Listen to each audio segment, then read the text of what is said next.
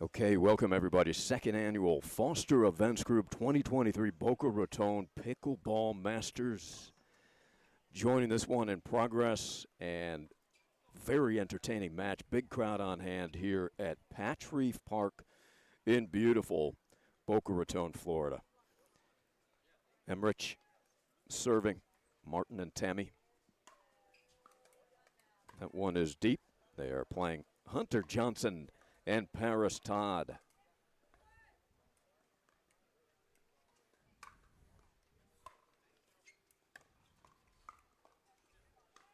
Welcome everybody. Ari Shannock along with the coach, Brian McMahon. We are in the second game, pro mixed.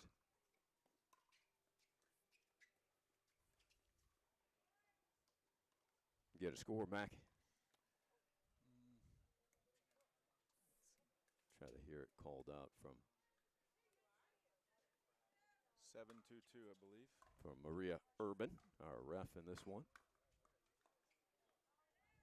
Nice little one-handed backhand volley into the body from Martin Emmerich.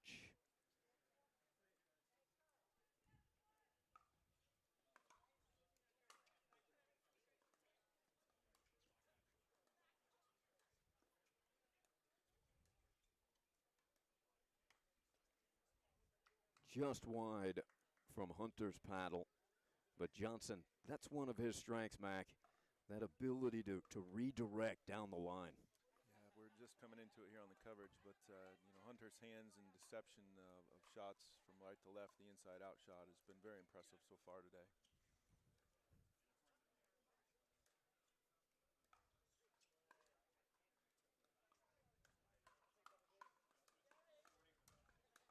Look at that speed up. Again, he's testing wide, testing both sides, testing their backhands, and constantly has been able to move them around to open up his opportunity. Tammy Emmerich to serve.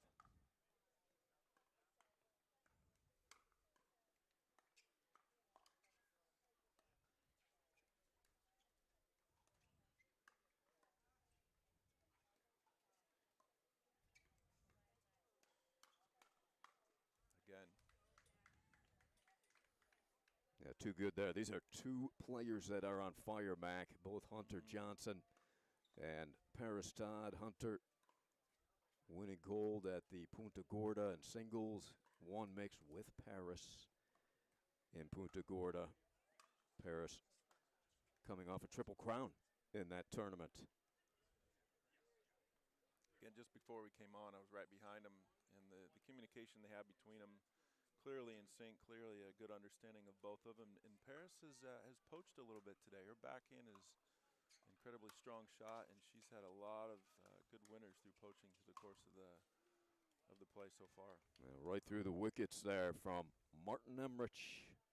ATP doubles ranking reached 35th in the world back in 2013. The German player. And he's got those type of double skills translate well to the pickleball court.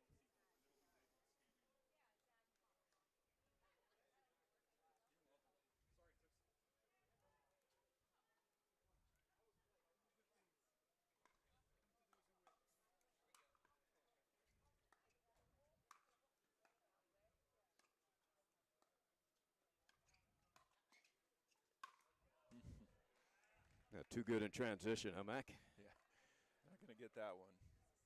And he comes forward. He's got a lot of power, the lefty.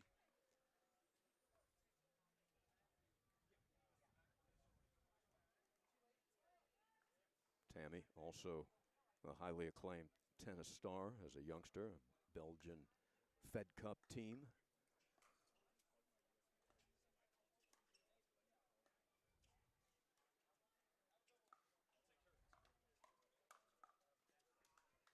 That's too good. And that threat, Mac, of the ability to go down the line with a backhand opens up the center court.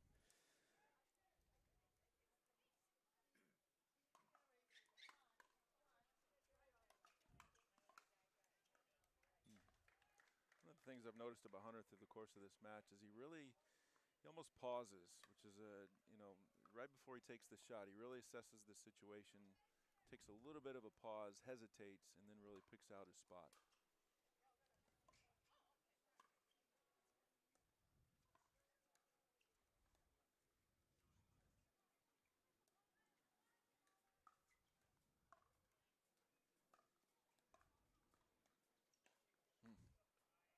Well, good idea off the roll by Hunter. Pulled it a bit.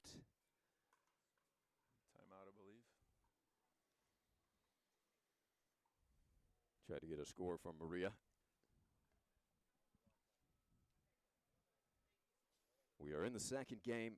Johnson and Todd winning the first. Here, the second annual Foster Events Group 2023 Boca Raton Pickleball Masters. This is powered by Baptist Health and Palm Beach County Sports Commission.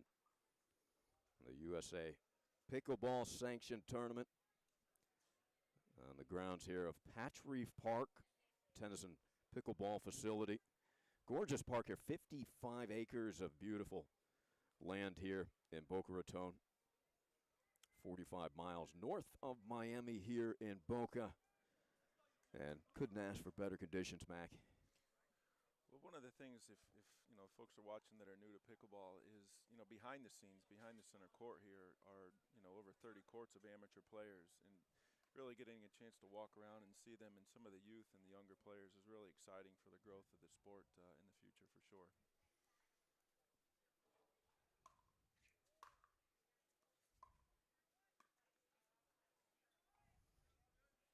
Yeah, Martin Emmerich made that a difficult volley. That slice spin just dropping, continuing to drop on Paris.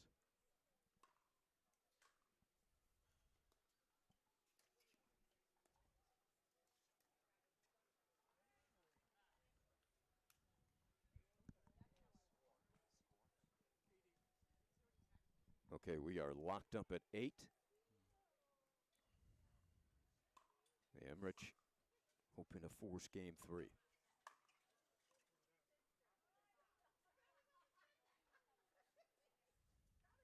What's the call there, Mac?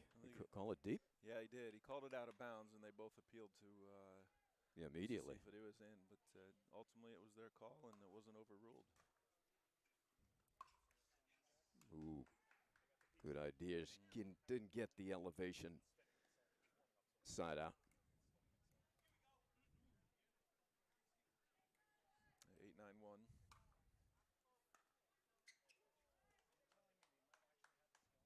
Deep serve by Todd forces the error. We're tied at 9.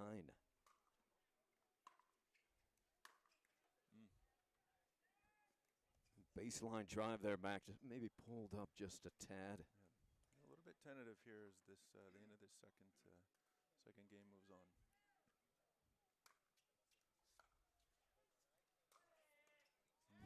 Ooh. Yeah, felt that one. A little bit of extra effort and a little excitement vocally after that one. Yeah, you hear that exhale. He knew he got it on the money there, Hunter Johnson. Former tennis star in his own right.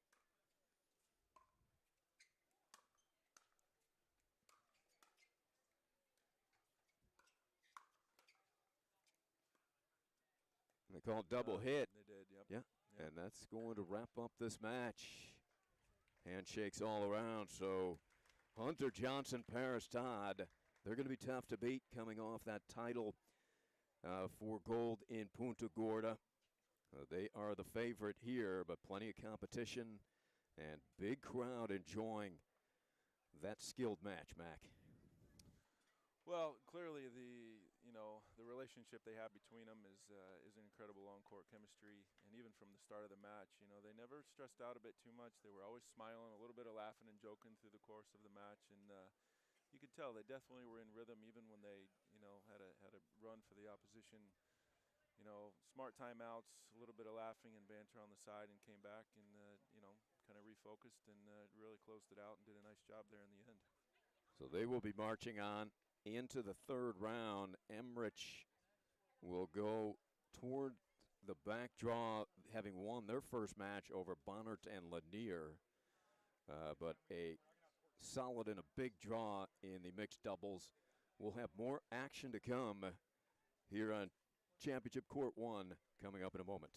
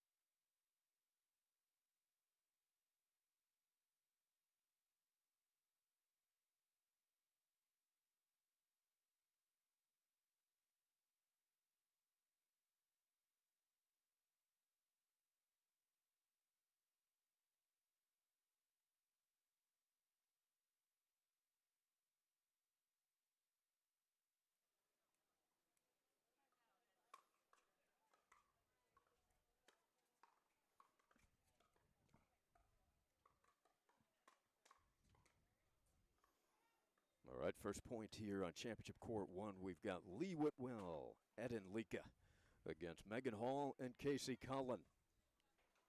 Second round match.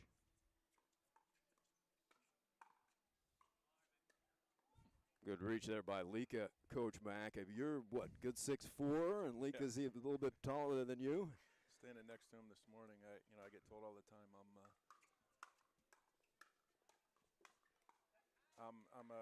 I'm a tall player. I stand next to him.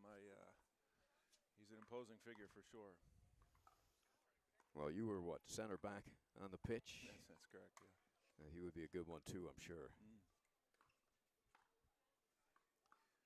I had a chance to see him and play with him, probably 3-4 years ago. And the thing is, as big a guy as he is, he's got incredibly soft hands. So he's not just about strength and power. He's really got a great soft game. Tried to go large there, as he is 6'5" Romanian, former tennis player. He actually defeated Rafa Nadal back in the juniors. That's a resume accomplishment, isn't it? Right.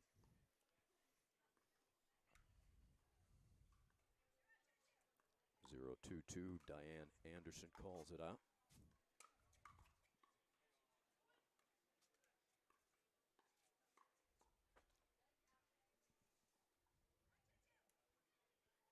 Cullen to serve 1-2-2.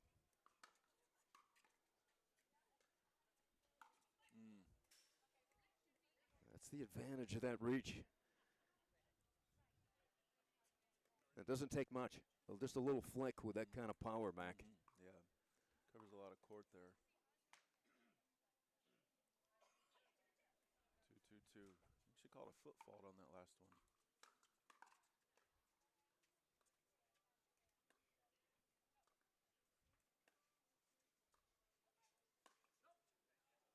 Oh, Megan Hall, she saw the gap. Pounced on it a little too hard.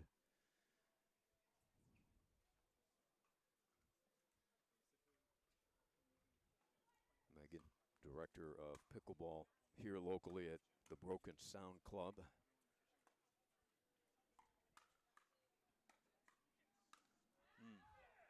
Good play. Casey Cullen jumping on that hanger. Casey also comes from a tennis background, played at Western Michigan.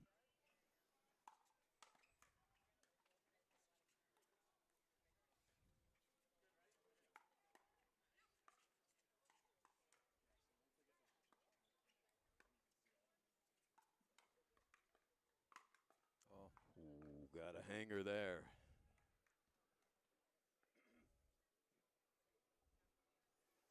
And Lee Whitwell, also a Hall of Fame tennis player at Francis Marion University. SAD school, know them well.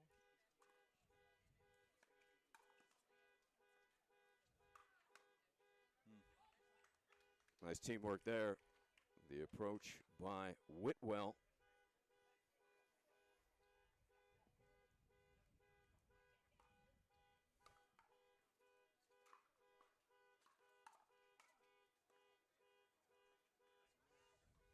Ball got upstairs for Cullen. Cullen and Hall, a long first match, winning 11-5, dropping the second, 11-13, and then 12-10 in the third over Laughlin and Yee. May not have been able to hear it, but there was a car alarm on just outside the stadium here. They took a little pause in the action to play.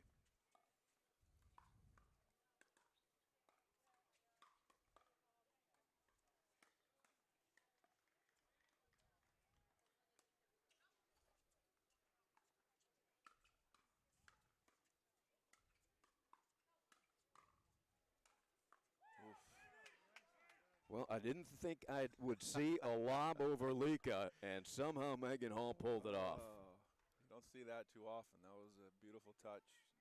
Kind of reset the balance of the point there and ultimately had a chance to get the winner.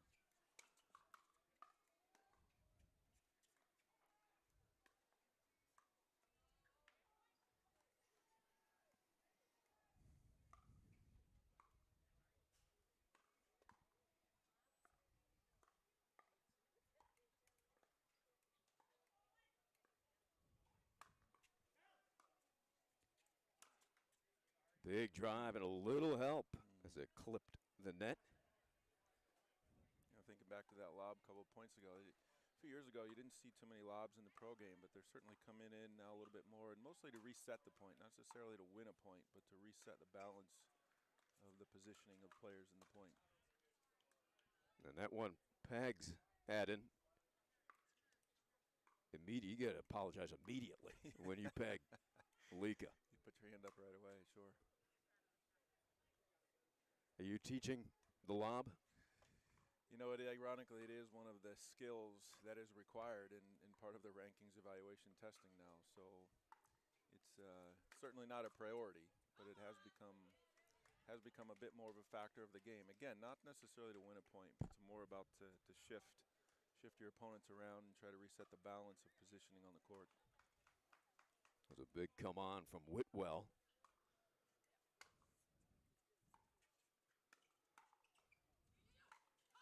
That's too good, and a big come on from Lika's partner, Lee Whitwell, who had some advice for you before the match started, Mac. Let's just say she enjoys being an emotional player and let us know. She definitely enjoys the game, plays with a lot of passion, and it's good to see her play. That's that's nice stated there. Yeah. She's great. She's good fun for the game. Get a chance to be around her quite a bit, and very passionate player, very competitive, and enjoy her spirit for the game for sure. There's that lefty closing towards that center line.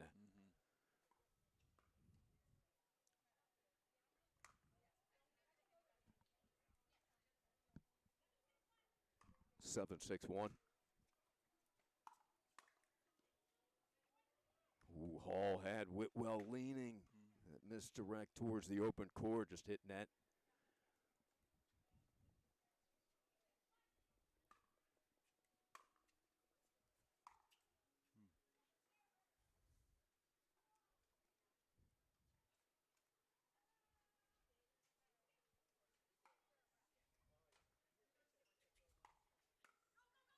Oh. Yeah. Couldn't hear that. Lee was all over Ed and go. And Ed turned around with a big smile. I was like, I got this covered.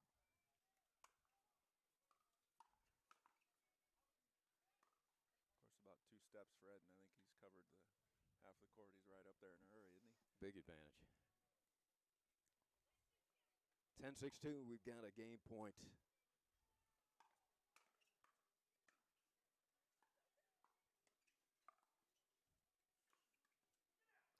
Whitwell attempting the Ernie for the game.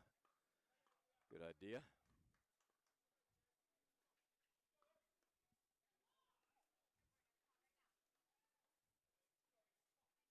Hall and Cullen said right now, we've got some work to do here.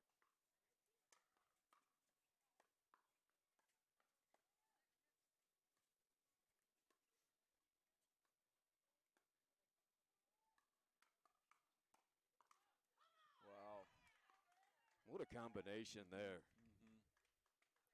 Really a lot of strategy in that point. Lee was kind of debating the cross court. Instead, she went down line, opened up Casey for the quick return, set her up, came through with the winner.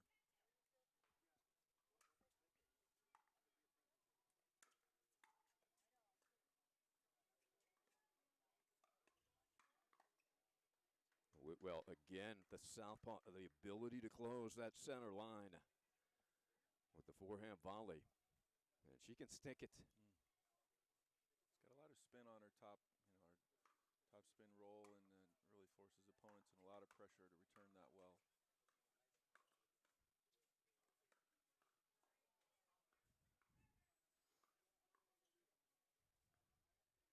At time a little mix up again with both forehands in the middle. Sometimes that communication can be a bit of a challenge. The more you play each other, of course, the more you develop that chemistry, but that one split the two. Both of them think they were going to both go for it with the right and the left. So the third attempt for the game.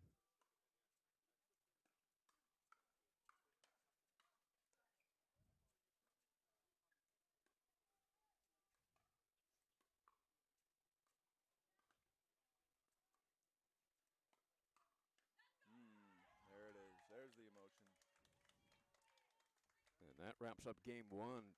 Difficult to poach against Whitwell because he's got such skill there up at the kitchen line, Mac. Able to beat you both sides. Certainly, a thing I noticed through the course of that match was, Megan was really having to be careful of Eden's poach, and then you're a little bit playing right into Lee's strength of those shots that she was hitting down the line in those moments.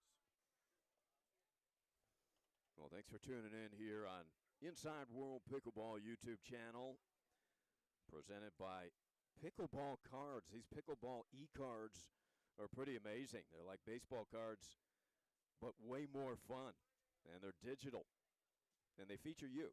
So you don't have to just be an all-star player or one of these top pros in the world. pbcards.net. These things are really cool. You got one yet, Mac? Well, I have kids at home, and they saw those the other day. Like, can I get my own card? Can I get my own card? So I'm sure there's an appeal for the youth for sure. And again,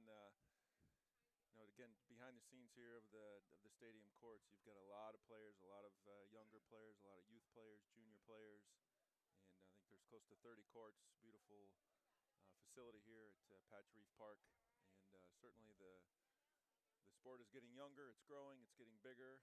And there's players at all levels. I get asked a lot at my club. I don't know if I could play. I don't know if I'm that level. But in reality, there's an opportunity for players at all levels, where you're just beginning or whether you're to this level of the pro tour. Yeah, this sport beginning to reach and appeal to all ages. It's just fun. So we'll see what kind of response they have back. Sorry to interrupt. That's Scott Golden, who will also be on the broadcast this weekend, doing a little coaching. His friends Casey Cullen and Megan Hall. What do you think he's telling them, Mac? Oh, the thing I'm noticing, he's mostly paying attention to that camera. He certainly there's definitely some film analysis going on behind the scenes that he'll do with them later. Who was there? Good idea.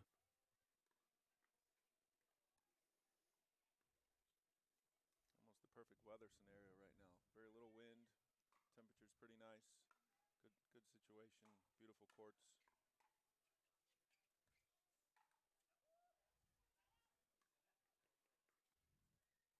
Yeah, it was getting hot this morning with the bright, clear sunshine, but a nice thin layer of clouds helping out.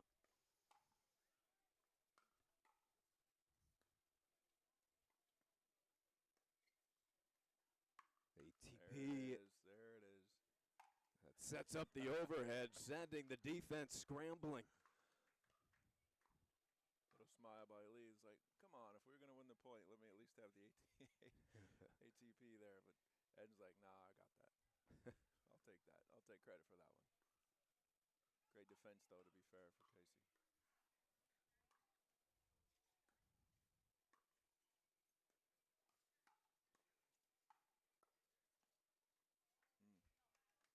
Lee was looking for the Ernie put away, but didn't get the opportunity. She'll take it that way as well. Big smiles on the face of Whitwell and Lika at the moment.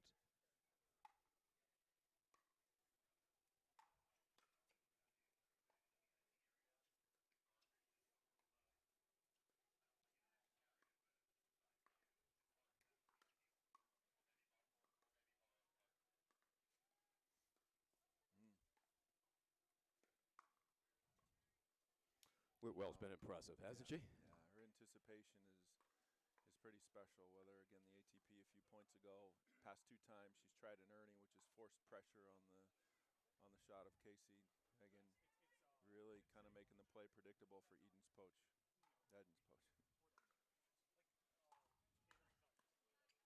Look at that save. Extraordinary. Yeah. You've got Lee Whitwell playing at this level, Mac. Yeah. Where do you go if you're Hall and Cullen? Sticks out her tongue and says, I feel it today.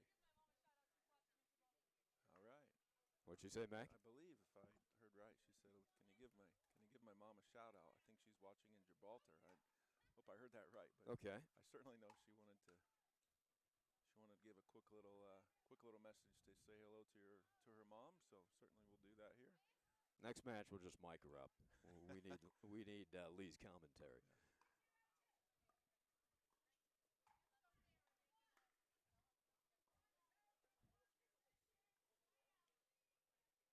Well, maybe the only thing that could stop this momentum, a wrong position side out. Don't see that too often. So is that the break that Hall and Cullen need?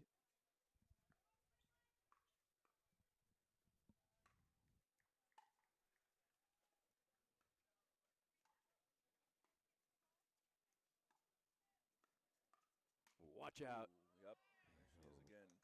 Right into the body. No way for Hall to get out of the way. And Megan says, I'm watching you with a big smile. Friendly competition here.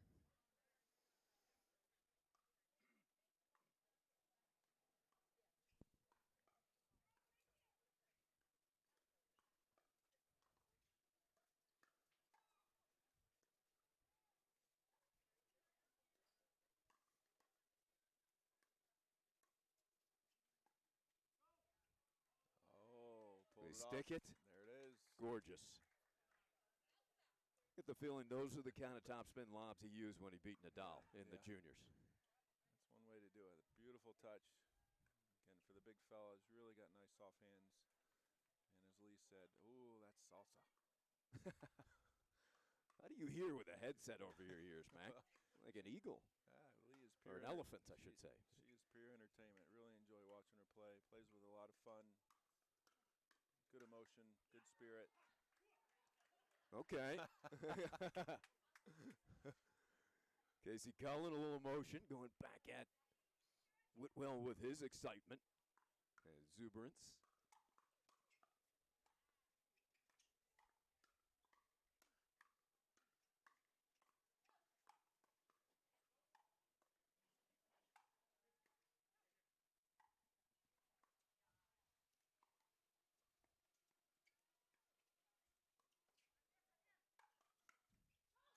Oh, what a point. Special point, that one. Had a little bit of everything on that one. And the crowd showing their appreciation, the effort. Extraordinary defense from Cullen and Hall.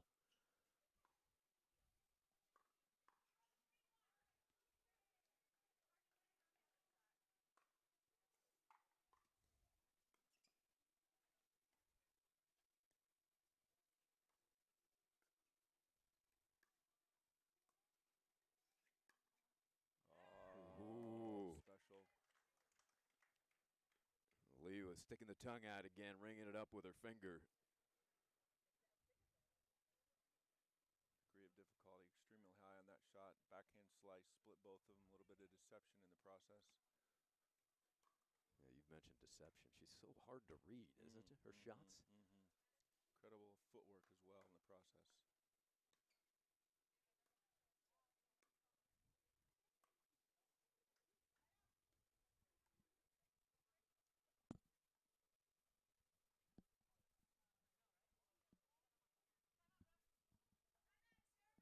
So to get the side out, they're going to call a timeout here, Mac. Did you get the score? It's difficult to hear. Diane. To listen there, I don't think she called out the score before the timeout. And not Diane's fault. She's just on the opposite side as we are. But interesting to call the timeout after the side out. What do you think? Is it more of maybe a hydration, just a breather? Yeah, I think so too. I think they're both on a run. It's been a good second game so far, back and forth play. But I do think fatigue, managing yourself through the course of the time, and maybe a little bit of strategy consideration here as this second game moves on.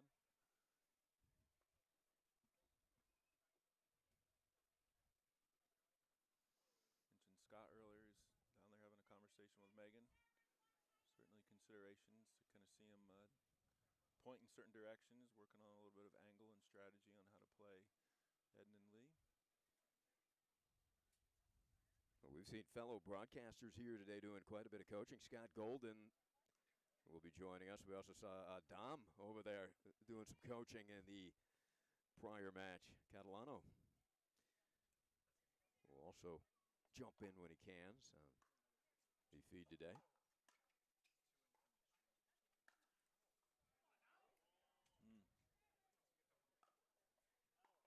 skipping over the fence as Cullen was able to stab it, put some pace on it. Great read, good power, good topspin, difficult to handle.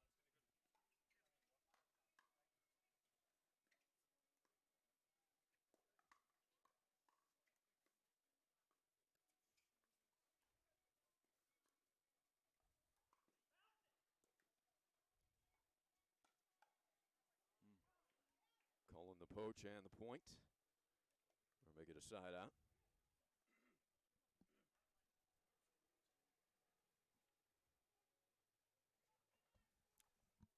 The score is 0-3-1 if I heard that correct.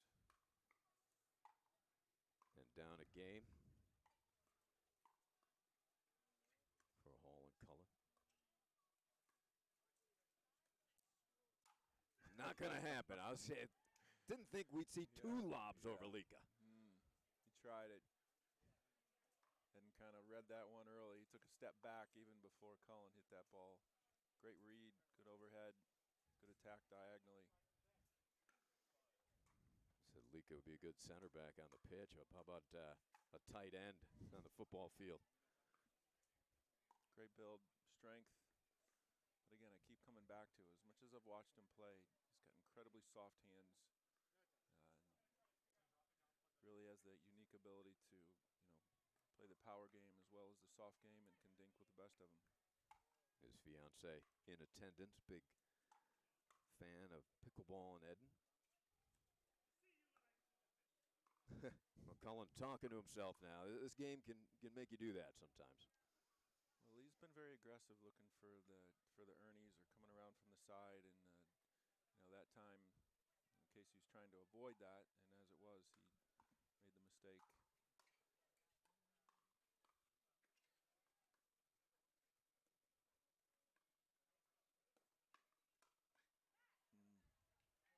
One of those rare times you win a duel against Whitwell.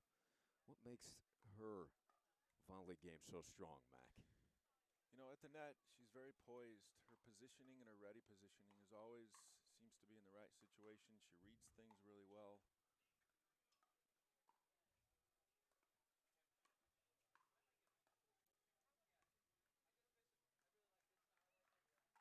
ATP right into the leg of Hall from Lika. A lot of times when I'm teaching players, there's a lot of extra movement, and Lee is very solid. She's very foundational. Not a lot of extra movement. She doesn't have to recalibrate her shot. She anticipates well, always in that ready position. Responds really well to those hands battles. Hall takes it right back yet. Big Eden.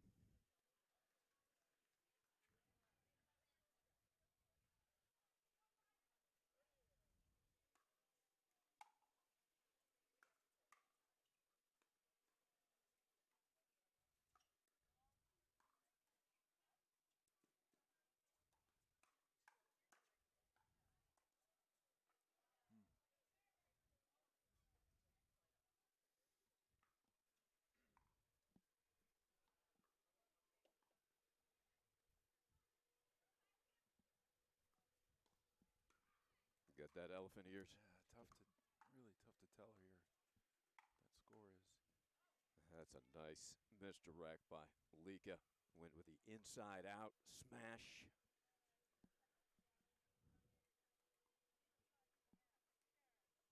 I believe we've got 5-0-1 if I heard that correctly that time.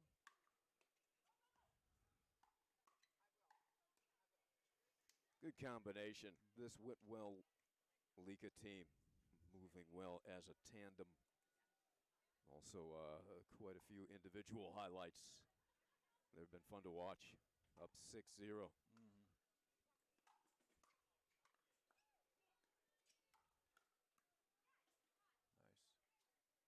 Great hands by Casey that time. Anticipated the cross-court shot.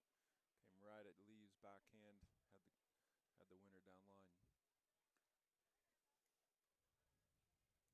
Second serve here for Lee Whitwell.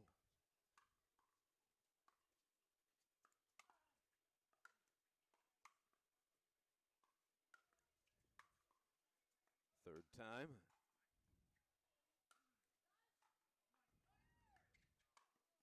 Oh, And in transition. Wow. Point of the match so far. Incredible defense. Attack after attack. Kept themselves in it. Great ultimate drop drive by Lika. Had a chance to move forward. Whitwell with the winner. And that was 4 overhead smashes, and good ones by Casey Cullen that came back. And the fourth one was angled well off the court. I thought that was going to end the point. Hedden somehow got it back, and like you said, Mac, and then that teamwork. It was like they're really playing off each other.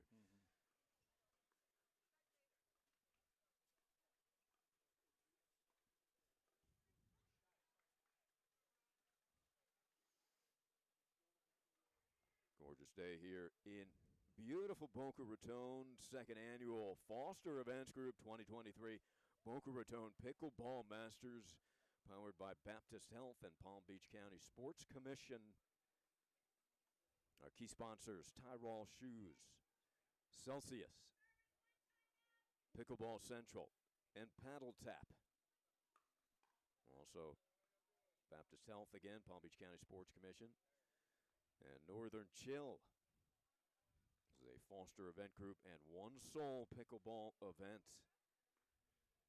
The next event will be the 3rd annual Delray Beach Pickleball Open. The dates on that this year, May 10th through the 14th.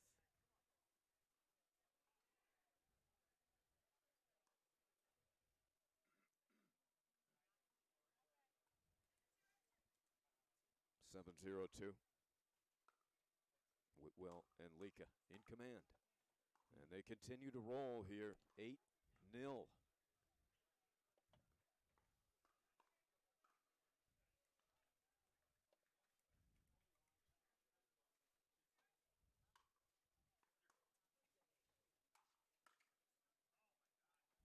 Cullen. And then you fall behind, Max. Sometimes you try to do too much. Yeah, they're pressing.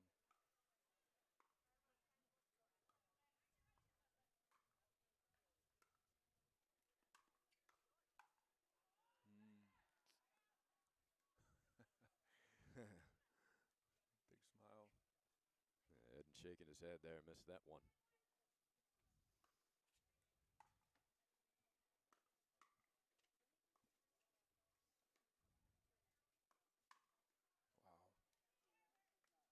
Now, where do you go against her? The forehand and the backhand, such quality. Yeah, she's very deceptive in her anticipation. Waits till the last second, reads the play, puts herself in good position, always hands out and ready. It's a lot of winners that way.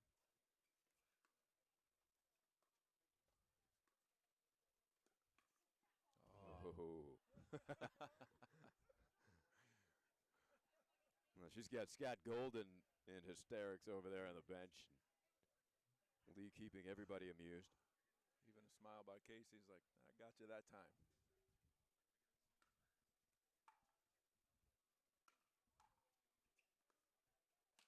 Oh. Yeah, she waves at him there. Waving goodbye. See, Lee warned you before the broadcast. She said, you know, I may have some language that you're going to have to be careful with, but it's been all delightful here the way she's playing. It's been great. To be fair, you know, these guys play against each other a lot. Despite the competitive rivalry, they're all pros, handle themselves well. And, you know, it's been an enjoyable contest so far. Okay, her mom is listening, so can you relay that comment? I believe if her mom is listening home, she says, oh, my mother even makes that shot in her sleep. So, so Mom, if you're listening, hopefully Mom's awake. Yeah. And maybe we get a chance to see a video of Mom making that shot somewhere.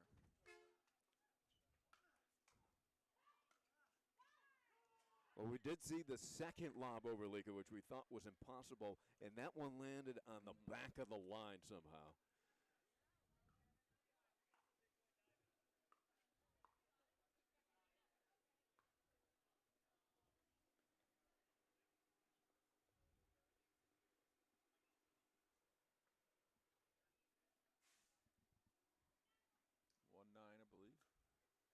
In the second, Lika Whitwell trying to wrap it up here.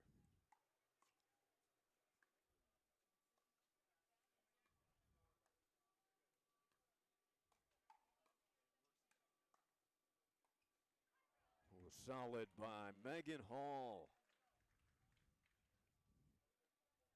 Quick hands battle. Took one step back.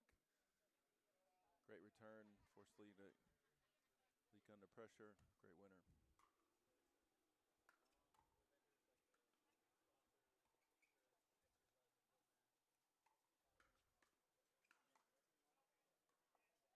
Oh, great hands by Eden.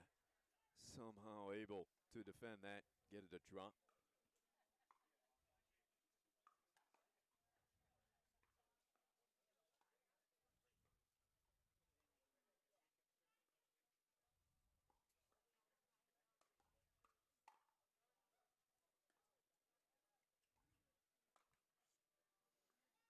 Ball dropped a little low for the attack.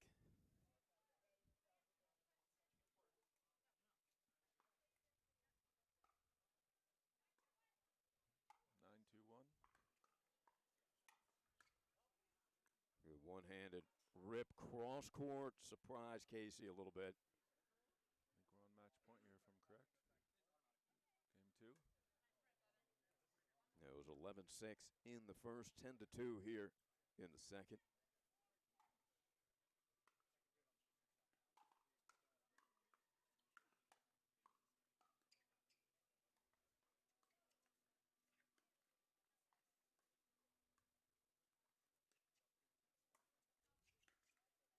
Oh, Whitwell, so that's unfair.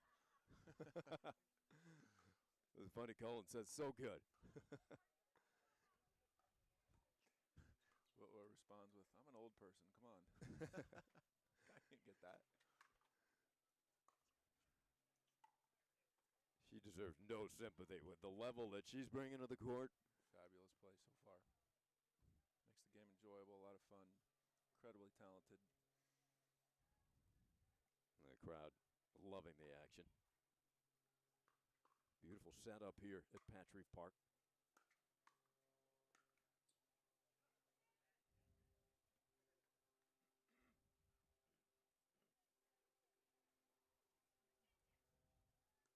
Second serve.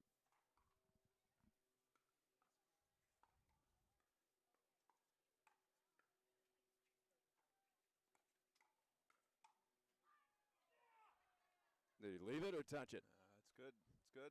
Did it drop? Landed just out of bounds. Showing a little emotion, a little smile there.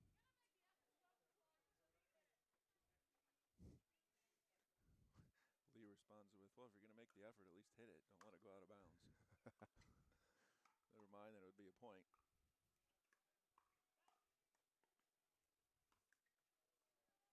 Whitwell tried to catch Cullen cheating. So inching back, work to do, 4-10-2.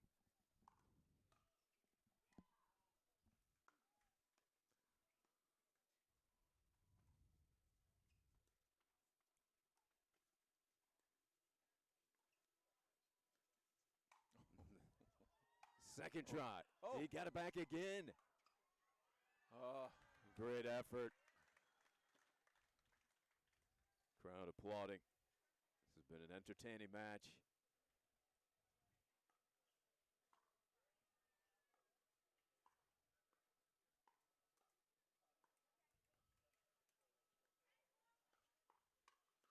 Match point.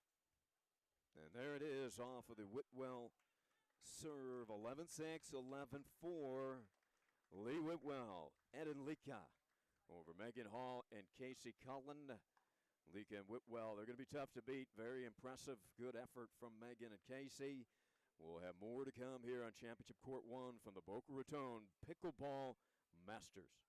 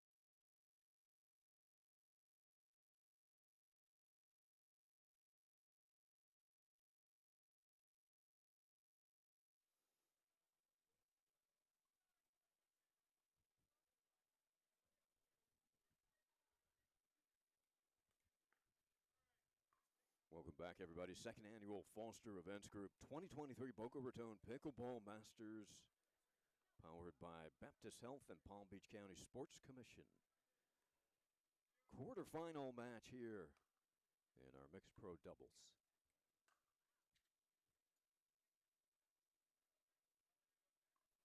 They appeal to the official Jack Feinberg. It was a late call. It was called out, so a side out for Policelli and Brendan Long. As Monica Policelli, former soccer player.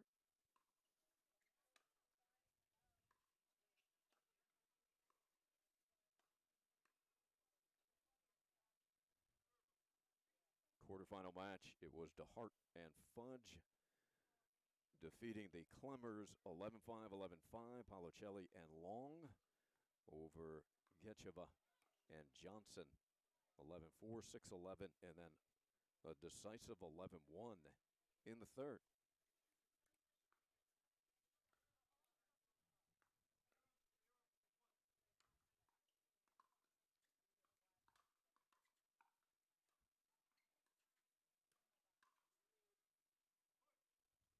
First point down the scoreboard to the former Illini stars, DeHart and Fudge. Looping serve.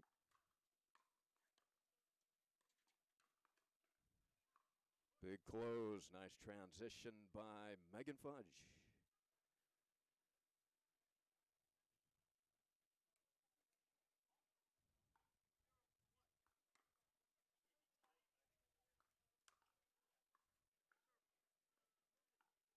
Fudge has that unique kind of slice and dice tennis background, developed on the red clay of Germany. College standout at University of Illinois, tennis player.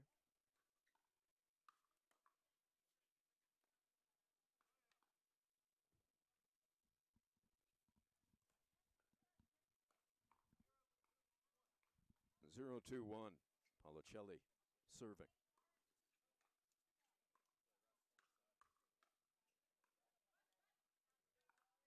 That was wide. Second serve over to Brendan Long.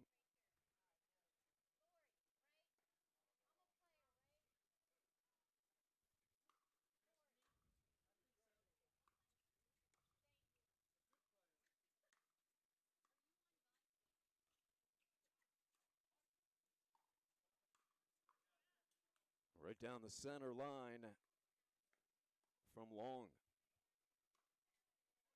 Ryler DeHart.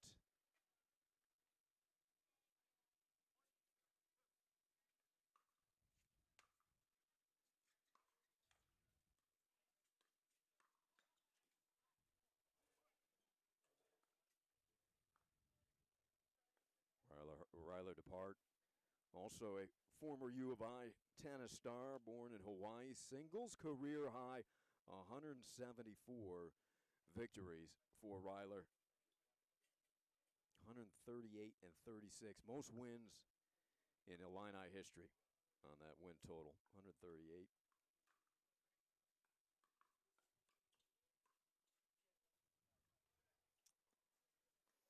Now we welcome in now Scott Golden, doing a little coaching there, Scott, in the previous match. Yeah, I had a chance to watch Megan play and always enjoy watching Ed and Lika and Lee Whitwell as well, and Casey Cullen.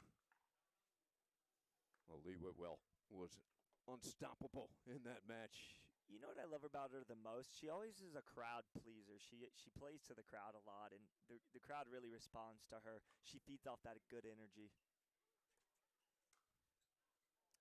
You were talking about Ryler and Megan. As I joined, I had a chance to play with him last year in this tournament, and we actually took bronze in the it was the men's. I believe we actually played men's 5.0. He has come really far since just last year. They've made big strides. Yeah, this is a husband and wife team, and it's a treat to watch their kids hit as well. If you ever get a chance to see their young children hit the ball, it's incredible to watch.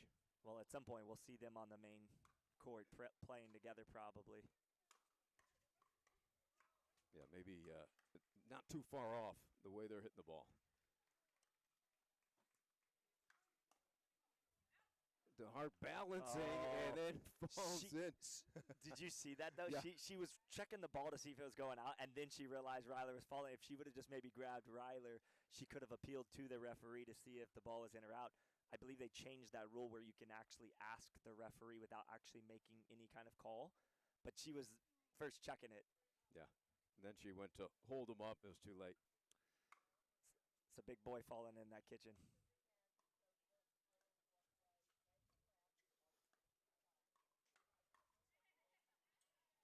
Yeah, good leave there.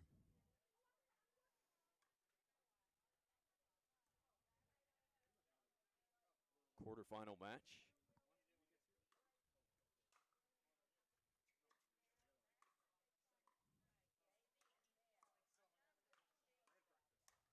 DeHart got a hanger. A big lefty forehand in the middle. One benefit to being married to a lefty, you get to be on the side constantly that you want. Megan's a great left side player. Megan will be playing on gold medal Sunday for singles. It's one of the big improvements in her game. She started working the cardio and really training hard for singles, and I think that's helped her in her doubles game as well.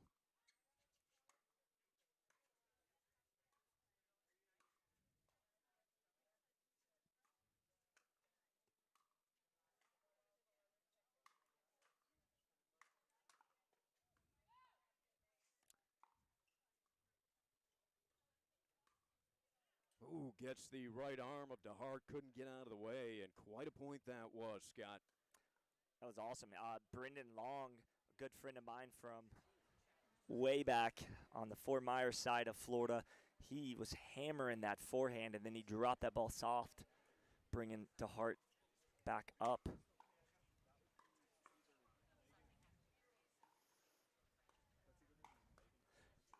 Brendan's come a long way in his game as well. There was a time I played men's 5-0 with him too. Both these guys I've played with in the past, and Brendan has really elevated his game to a phenomenal level.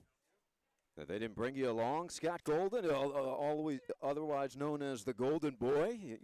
You know what I always laugh, Ari? I always say, because I stream a lot of my stuff on my, on my personal page and stuff, and these guys get exposure playing with me, and then they move on. So you're doing a little promoting, a little coaching, broadcasting. He does it all. I do. I love pickleball. It's a passion of mine, and fortunate enough to teach every day and make this a lifestyle.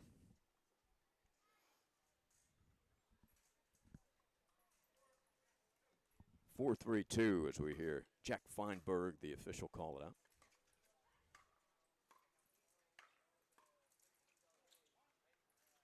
Interesting game that Monica has, a soccer background, left-hander.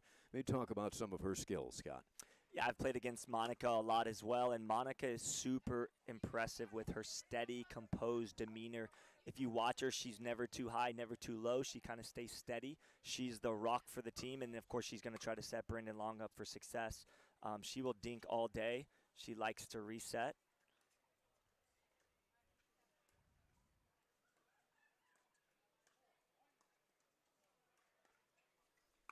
ATP couldn't curl it in. Well, difficult, high degree of difficulty there. And the main reason that was such a difficult shot for Brendan is because he was standing over the tee when she hit that cross-court dink, and he had to scramble all the way out. Positioning is important in this game, and he was there late. So had he been over there already, it probably would have been a much easier ATP for him.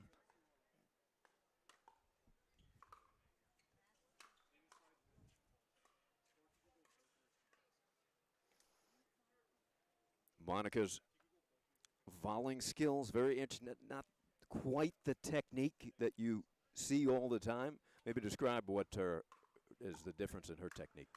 Well, I think a lot of these guys on the court right now come from tennis, especially Ryler DeHart, who, by the way, played Nadal on center court back in 2008. So he has big background in tennis. Megan Fudge's wife as well, and Brennan played tennis as well. So she doesn't come from that big tennis background. Gets the job done, though. Look at that. And good duck out. Well, she was right on cue with you talking about her reset. She was unbelievable on that point, and to that credit, she doesn't come from a big racket sport background, but I was trying to finish that thought on her soccer background. You know, it's all about footwork. She's always in good position, and that gives her a chance to reset those balls properly. Very steady hands. Yeah, got that strong foundation. Oh, and See if you the two-hander between the legs, that's not a shot we typically see out here. Not at all. And also, if you notice when she was resetting, she was keeping the ball low and kind of pushing back, but not extremely fast shots. It was kind of one of those low resets back and forth, kind of not a lot of arc on it.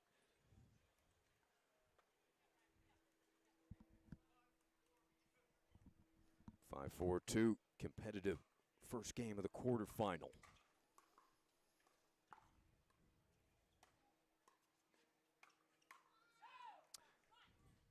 There's a reason both these teams are in the quarterfinals. They both like to grind out games.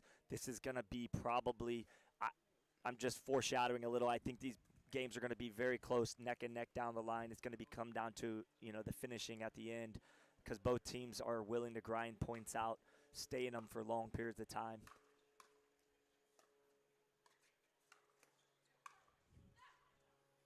And that just missing. It was a good sell from Megan, though, because she sold it pretty well there. I thought it might have been in for a minute, but.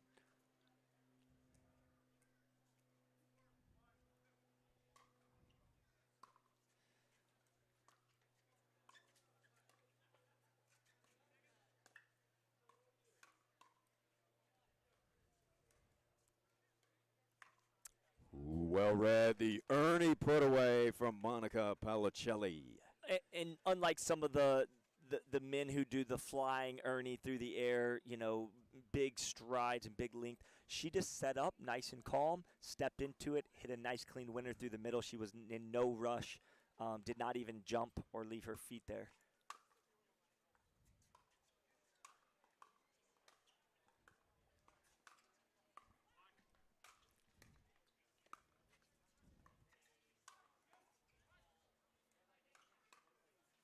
What a point this is. There And it it ends with a highlight film play, Scott. Why not? Well, you see the difference. He got over there in time, and he was able to curl that ball back with a flick of the wrist versus he was scrambling to get to the other one. So really well done there from Brendan Long as he took his time, hitting a clean winner. The remarkable defense set that up. Long and Palicelli getting everything back.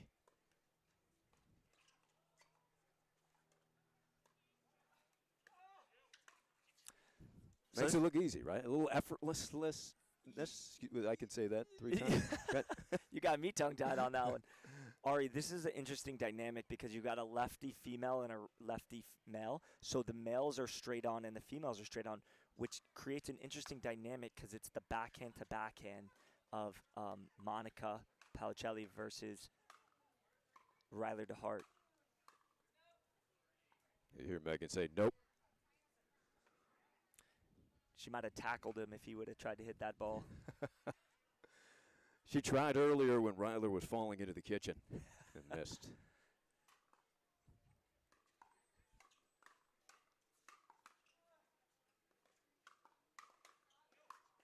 Ooh, right on the foot of Fudge.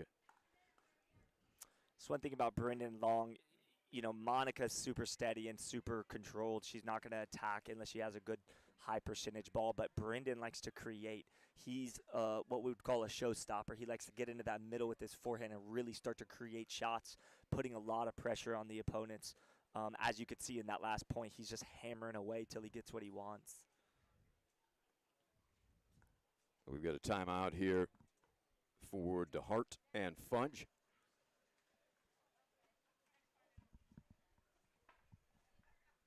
Ari, how about this facility? I mean, they did a phenomenal job with these courts. These are premier pickleball courts that we're sitting here in front of. Very beautiful.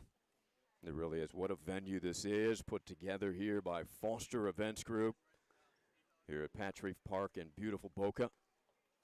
Championship Court 1, Championship Court 2 behind us. And as Scott noted, terrific viewing area and shaded as well. So if you come on out, you get the VIP tables. You've got rows of seats which are covered, very comfortable. You know, Ari, you live down here in Florida as well. We've had some bipolar weather lately. It's been really kind of cold in the 40s, and then out of nowhere it'll snap and come back up to the mid 80s or low 80s. But we've got a beautiful weekend ahead of us. The weather is calm. It's relaxed right now. A little bit of humidity, but Yep. This is really a beautiful time, isn't it? Oh, the weather's been gorgeous. This humidity today we haven't had in about a week. How does that affect the players, Scott? You know, I think the people from the Midwest and out in the west coast of the United States have to get here a few days early. They have to adjust. It takes a little bit of sweating and getting used to. They might have to change shirts a little bit more, maybe even change their socks out every once in a while. But that's the biggest difference I've noticed is the Florida players. They have a little bit of an edge from that endurance and stamina standpoint. But make no mistake, I'm very impressed with the people that don't play in Florida often and can come down here and compete at like this type of tournament or in the U.S. Open in April. Yeah. Gets a little more difficult in April Mm. towards the summer. And we will have the Delray Beach Open in May this year. Now, Brendan got what he wanted. See how he's attacking off the bounce right there? He's putting that ball into the chest area of his opponent, looking for that counter backhand, but he just missed. But he got what he wanted.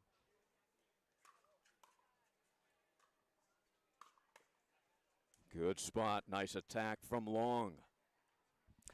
Yeah, that backhand roll for him is a shot that I have as well. It's a shot that's very valuable in pickleball as you're able to hit down on the ball, changing the elevation, really making it tough for your opponents to keep the ball low. And that one dropped just a little bit for DeHart as he attacked in transition. Try to get the score here from Jack. Were you able to hear that? I could not.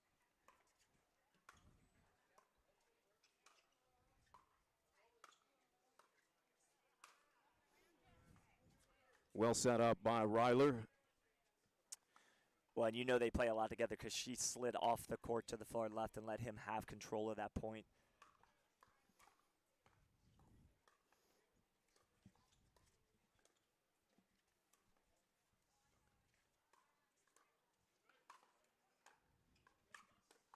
Set up there.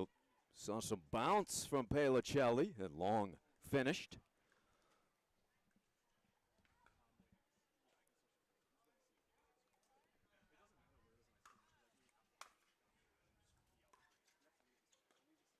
I believe it's 9-6.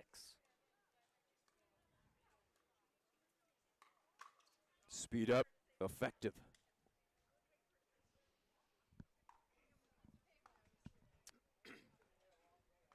Yeah, Ryler DeHart is a lot like Brendan in the sense of his style. He likes to speed it up.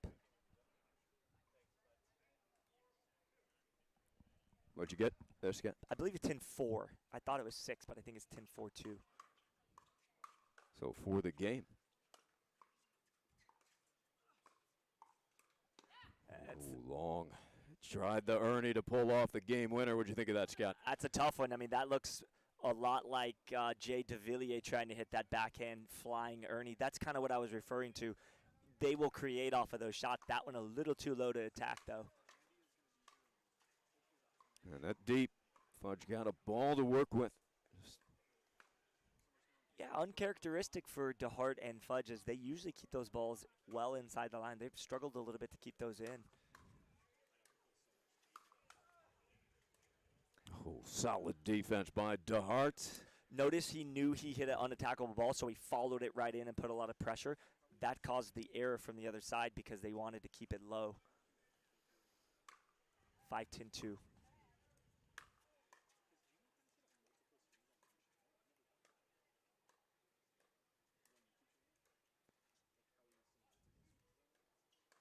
Oh, read perfectly by Monica. Megan Fudge has to make an adjustment. She cannot hit the ball straight down the line because Monica's forehand is going to be waiting on that with the Ernie. Brendan and Monica, I don't know how much they've played together, but they've talked about this strategy at least a little bit because she's very comfortable and confident going for that Ernie there.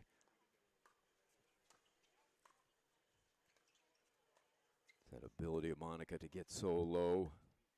Great touch on the ball. Yeah, it's And then smooth. misdirect right up the center line. Palicelli and Long take game one over DeHart and Fudge. I believe 11-5. 11-5, we'll call it. And we'll be back for the second. We'll see what kind of response DeHart and Fudge have. Back at you on Championship Court 1.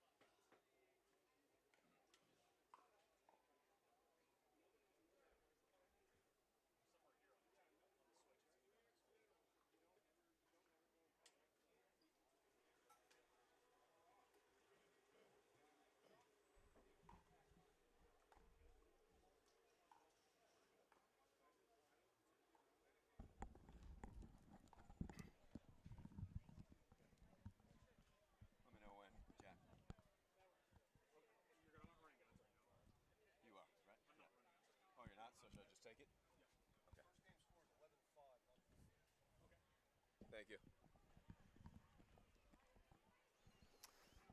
Okay, we're back, and Jack Feinberg confirming what you thought you heard, Scott, with those elephant-like ears you get, 11-5. It's not the first time I've been told that. Somehow able to hear through the headset. You know, that score surprises me a little bit, 11-5. The game was close at 5-4, and then Brennan Long and Monica Palicelli just pulled away with it, had less unforced errors.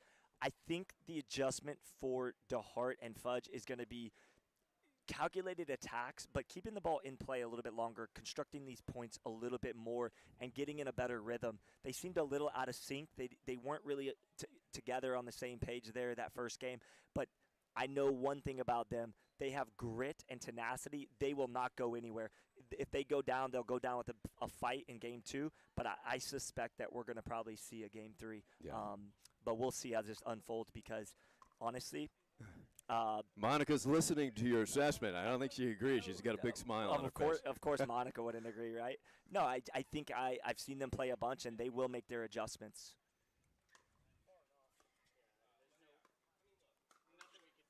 And quickly into the body, so a side out to begin. This is a quarterfinal match, DeHart and Fudge. Well, they do everything together. This married couple who met University of Illinois.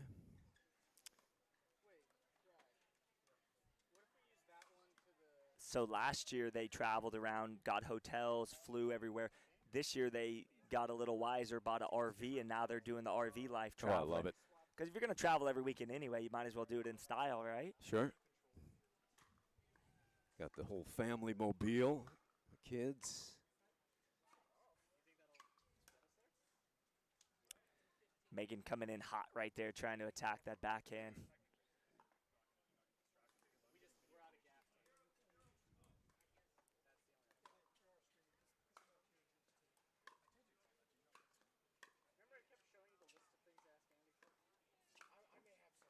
DeHart finds that opening in the middle of the defense. Well, and that was all set up by his first dink that pulled her out a little wider. She was late. She pops it up, and then he just closes it out with that big backhand.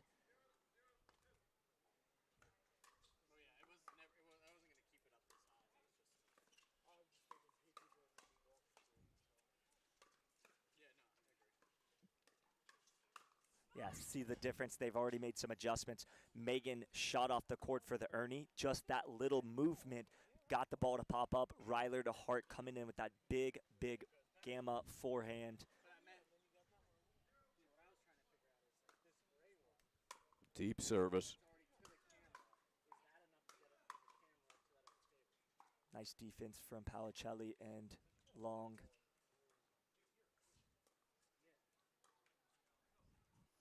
Yeah, solid start here for the tandem of DeHart and Fudge, as you predicted, Scott. I've watched these guys a lot, all of them, and I know that, you know, you're either going to fold or you're going to rise up, and the DeHart and Fudge have the grit necessary to get a game 2 and push to game 3, but Long and Palicelli obviously are going to have something to say about that. 1-0-2. Couple points up on the scoreboard. Hoping to force a game 3 here for the former Illini Stars. Big rip by Ryler, came off it a bit. I will say they are playing with the Franklin X40 ball, so you have to make some adjustments with that. You've got to hit that drive a little bit higher with the top spin. It's not going to carry quite as far as that Dura.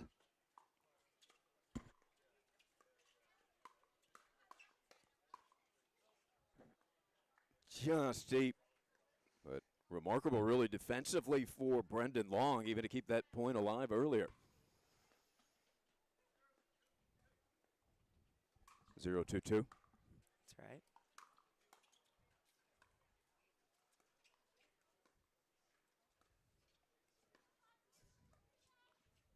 And first point up on the scoreboard for Palicelli and Long after taking the first 11-5.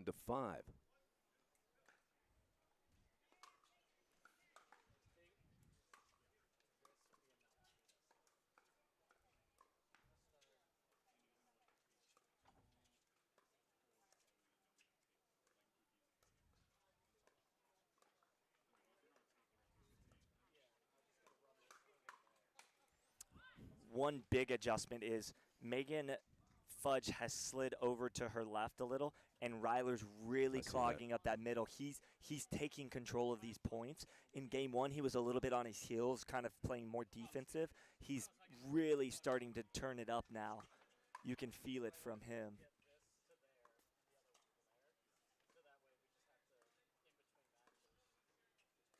See how she's letting that middle ball go to his forehand? Oh, that's good counter right there from Palicelli. Yeah, not an easy ball. Tight into the shoulder. Palicelli with those quick hands. Able to keep that paddle out front, Scott.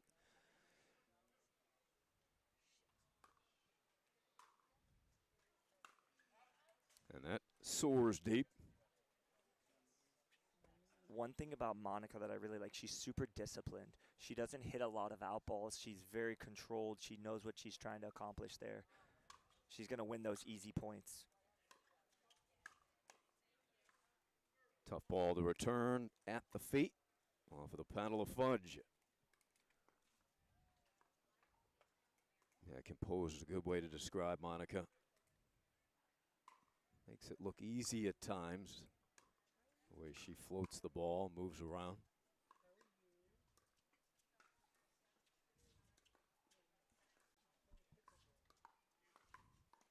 And jumps on that hanger.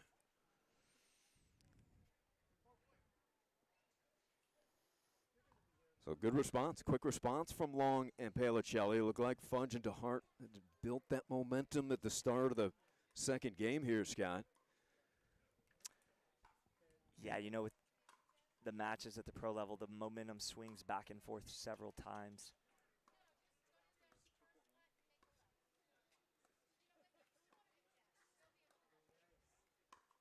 I really love that attack. That's how she finished game 1 with that two-handed scoop almost. It's a tough ball to read, Ari. I'm having a hard time seeing when she's going to speed that up because she dinks it the same way. Same way. So she's only pushing through just a little bit more, and it's catching Ryler and Megan off guard. Tough to read. Not only the pace, as you said, Scott, but direction. Yeah, she's really disguising that well, and I call it the Alabama freezer when it goes through the middle and nobody touches it. Why is that the Alabama freezer? Well, I'm from Alabama, so I just figured that's a good name for it. Freeze them up. And into the pocket of DeHart. Yeah, it's always a good decision right there, or to attack left hip, right hip, as you saw Brendan Long do right there.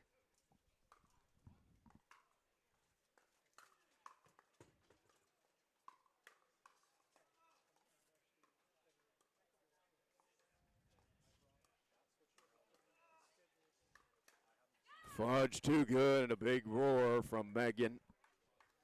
Well, again, I think game one they were on their heels. Now you see them stepping into the ball. They're ready. They're looking to counter attack, and it's working right now.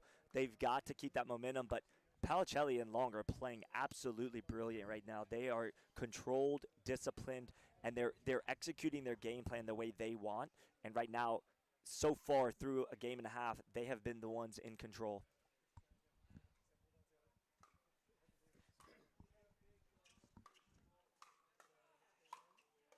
Megan staying back on that to play some defense. Look at that defense. That's a great reset there from DeHart. And it draws the air. Make him hit an extra ball. Right, and one of the things that Megan Fudge does so well is she resets with backspin. So when that ball hits, it stays lower than what Brennan Long's expecting or wanting. And when you go to attack that, it's not going to work out well.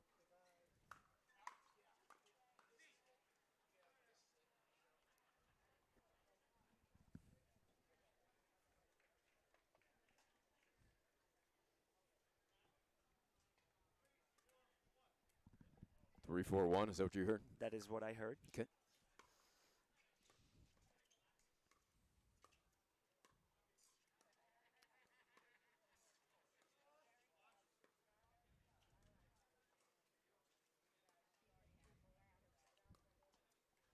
Looking for the Ernie.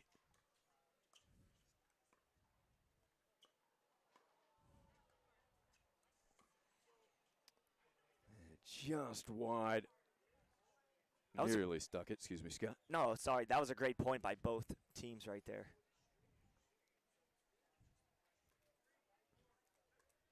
3-4-2.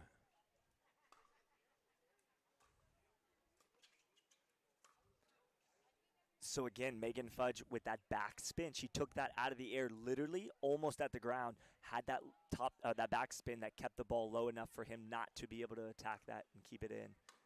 Doing a great job there. Went for it again, came up a little bit shy. Megan making some uncharacteristic mistakes or errors right now. She'll get that corrected, but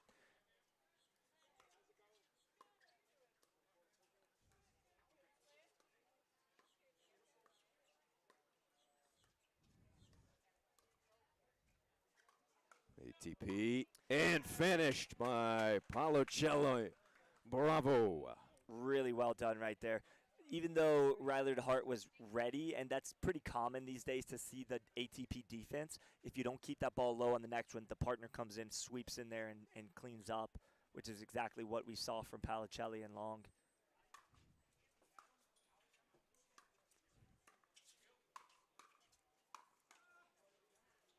It's great defense. That ball should have been probably put away.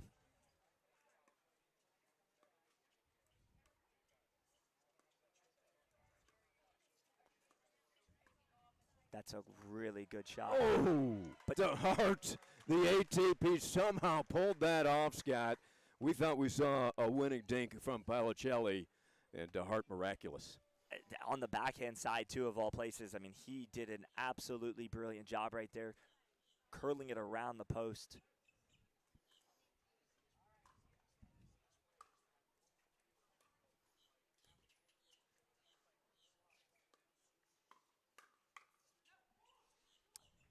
Again, Megan doing a great job. She's sliding over, giving that middle to her husband, and then she's taking that forehand and just hitting back to the left side of Brennan Long, which he tried to catch it out early with the forehand, but unsuccessful. This is going to be a battle. There's no question. We got a timeout. Try to confirm a score for you. Battle here in the second. It was Long and Palicelli 11-5 victorious in the first game. Here in the quarterfinals, mixed pro doubles. You talked about the skill set of Monica Palicelli, a little unorthodox here, but coming from the soccer background, but getting the opportunity to watch her footwork, it's impeccable. Yeah, that's the beautiful part about pickleball, Ari, is that people can come from all walks of life. I have no racket sport background. Obviously, Monica Palicelli, not any racket sport background as well. And you can get to a pro level simply from working hard, training harder, and then getting on the court and just getting that tournament experience against these pro players.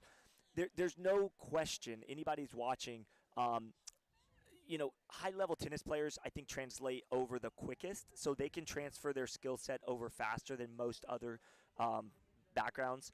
But they do have an adjustment period as well. They just think when they first come over, a lot of times tennis players think they can just hammer away at the ball, and it's simply not the case. So I think Monica can be successful at the pro level, just like a background in pro tennis, because of the way pickleball is designed, the rules and the way the game is kind of fits together. It's a beautiful thing. Yeah. Entertaining style to watch. A couple of those good examples will be Noah Rubin or Sam Query trying to make the adjustment.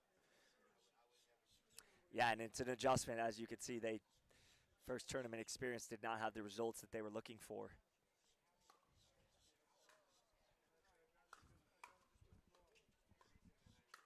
And that stayed upstairs for DeHart.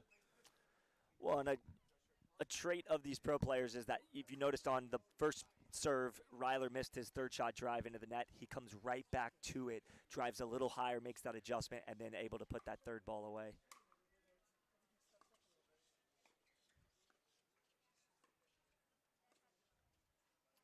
Went for that cut spin on the dink. Not always easy to control, Scott.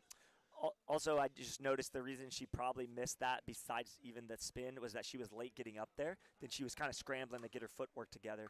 She was letting Ryler take that soft dink in front of her.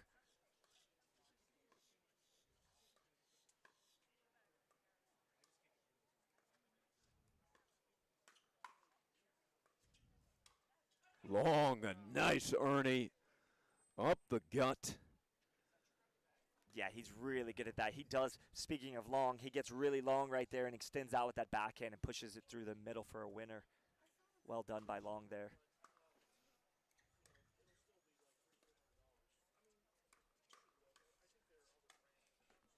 And DeHart answering. Now, this tandem of Long and Policelli, they don't beat themselves. They're very solid.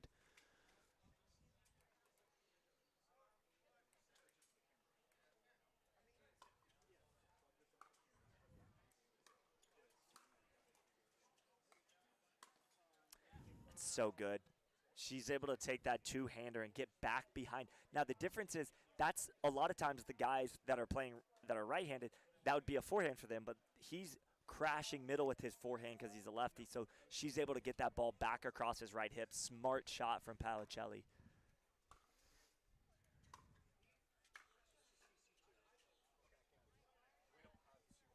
We saw a slight change-up in the strategy. They put Megan Fudge on the right for just a point or two to try to change it up, but going back to the traditional now. Traditional for them, I should say. Giving DeHart the opportunity to hit more forehands, but he was off balance there. It'll be second serve as Fudge and DeHart try to stay in this one. And try to hear the score from Jack Feinberg. 5-5-2. Tightly contested match, similar to game one, up until Long and Policelli pulled ahead, but they take the lead. This may be their first lead of the match for DeHart and Fudge, although they opened this game, a second game, with a quick lead. Lost the first 11-5. Yeah, they're in a battle right now. They're going to grind these points out. They want to extend the points. And make it 7. Building some momentum. A let's go from Megan.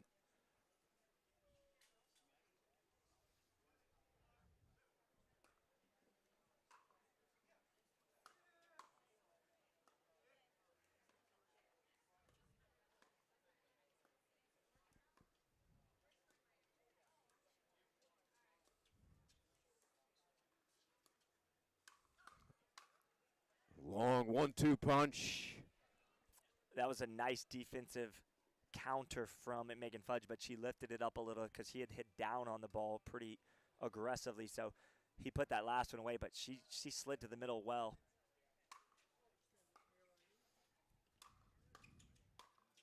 And a big drive by Long, following it up in transition, Policelli. The teamwork.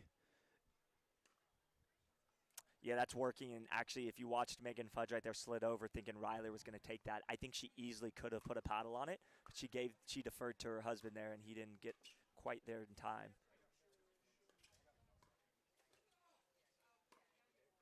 Another Can't read it, like you said. It's such a great shot, and she's not even over hitting there at all. She's just taking that ball and rolling it with some nice, smooth rhythm.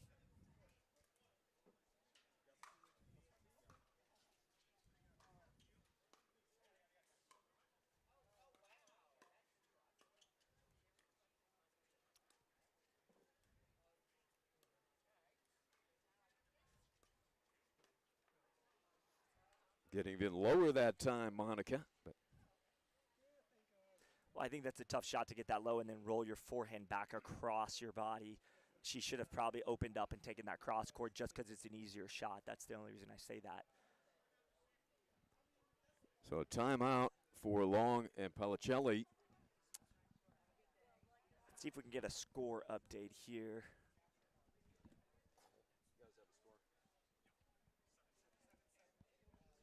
So 7-7. I believe this is going to come down whoever catches the momentum at the end of this game too. If Palicelli and Long can catch that fire, they'll probably close this out in 2. And I may have accidentally motivated Palicelli in between games, but she is in for a fight here because DeHart and Fudge not going anywhere, fighting, scratching, and clawing to get game 2 done. I think a smart timeout, you know, we often already talk about timeouts and when to use timeouts. Sometimes you use a timeout when you want to break momentum of the other team. Sometimes you're going to use a timeout when you're out of breath after a long point. And then there's times where you're actually even winning, and you might call a timeout just to catch your breath too, regroup, and make sure that you close those games out and make sure you get a good, solid game plan. It's amazing what 60 seconds can do for you to help reset your mind and get you back in a good frame of competition. They needed that timeout, DeHart and Fudge. They needed to get themselves composed. Palicelli and Long, even though the score is tied, they're up a game. They're tied in game 2 with the ball right now. They feel extremely confident in going to close this game out, but let's see if Fudge and DeHart can do anything about that. So it'll be Palicelli putting in play. That's a good reach and strike by DeHart. I don't want to throw out actual percentages, but oftentimes the team that calls the timeout comes out and wins that next point because they feel rejuvenated a little bit. They've come back in with a little bit of focus and fire. Tied at 7, game 2. And Long able to capitalize, second service. Yeah, I think Fudge is, if she's going to hit that drop cross court with Brandon Long coming from right to left, she's got to get that ball to bounce in front of him. If she leaves it up, he's got a nasty forehand roll.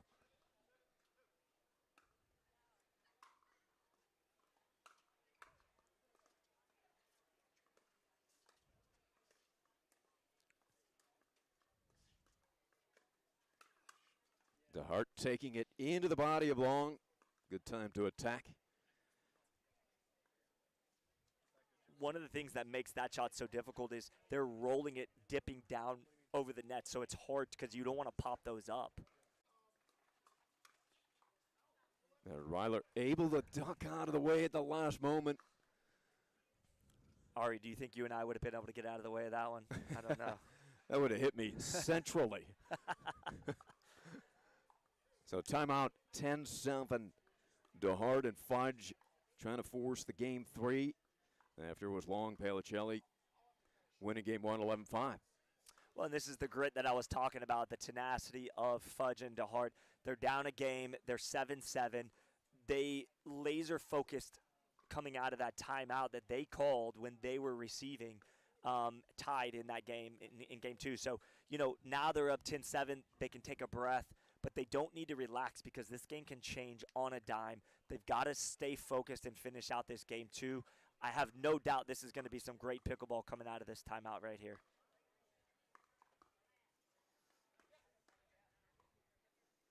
We are at the Boca Raton Pickleball Masters. This is the second annual presented by the Foster Events Group. powered by Baptist Health and Palm Beach County Sports Commission.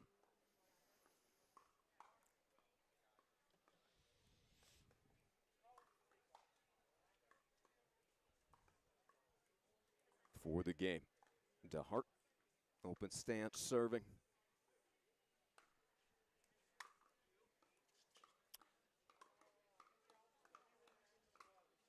And Long asserting himself there. For sure, and I don't know if you saw that, Ari, but there was a little confusion. The ball was returned on the side of Megan Fudge, but she deferred to Ryler, and he was a little late getting over there, so I think his first shot that he hit was a little higher than he was hoping, and it kind of started that point off on the wrong foot. Did he stick it? Oh, just missed. Hard for us to see that corner, but I saw the out call. Well, you got overturned by the referee. Oh, it did? Yes, he overturned it. He said that ball was in. I could see his. So Jack Feinberg overturning it. It did get that corner line. Second serve. 7-10. It's a great shot for Monica. And follows it up with the put away. I think that's her third or fourth. I think third Ernie right there. Megan Fudge has got to be careful because the lefty, she's not used to probably having a lefty like that coming straight at her with a forehand.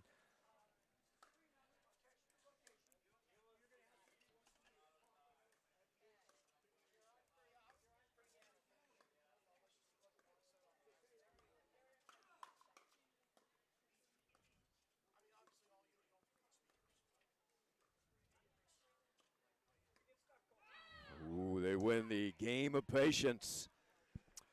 Well, you know, Ari, I was just thinking, this is a tough matchup for Megan Fudge because she likes to dink cross court with her backhand slice, but she's dinking cross court with Brendan Long, the male on the team. So she's being very careful and cautious. The reason she's been earned a couple times from Monica is because she does want to go down the line against Palicelli. And there's Palicelli finding that gap down the middle. I'm very impressed with her composure when she's attacking these shots. She's placing the ball very well in spots where DeHart and Fudge are not able to even put a paddle on it. So they earn the side out, still alive here in the second.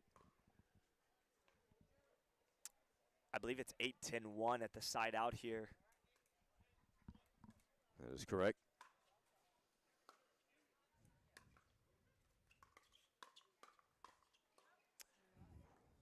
Good attack, just missed it. Yeah, she got what she wanted, just went long. But good discipline from DeHart and Fudge to let that go. Second serve.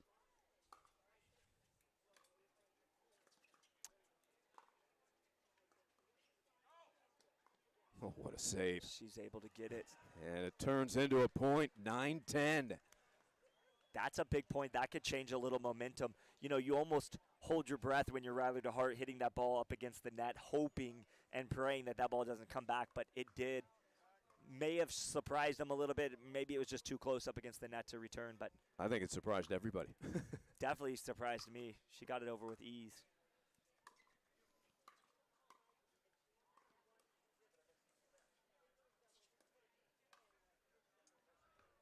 That just missing Long said, reacting like, how did that not drop in?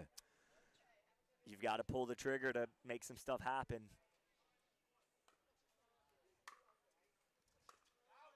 Ryler's got to slow himself down. He's trying to close this game out, and he needs to really take a step back and realize when he's dropping cross court, it's getting Megan involved on her thirds and fifths and sevenths, and she's really the setup for him to be able to close the game. He's trying to do it on his own, and I don't think he needs to feel that pressure. He's got a rock star and a rock next to him in Megan Fudge. So Long and Palicelli doing absolutely everything they can to close this out in two, and very impressed with their demeanor and composure. And this wisdom brought to you by Scott Golden, who was out here coaching in the previous match. Glad to have this insight passed along here on Championship Court 1. You will also be working Championship Court 2 later in the day. Yeah, we've actually got a good match over there right now. It's Paris Todd and I believe Hunter Johnson. playing. I think that's Davice and Joey Farias over there. So both of these matches are quarterfinal matches here in mixed pro doubles. Some great pickleball going on this weekend. We've got some really good players here at this tournament in particular. My home courts, I live in Boca. I love these type of tournaments where we get to be local and see this kind of talent. And what a facility this is, Patrice Tennis and Pickleball Center.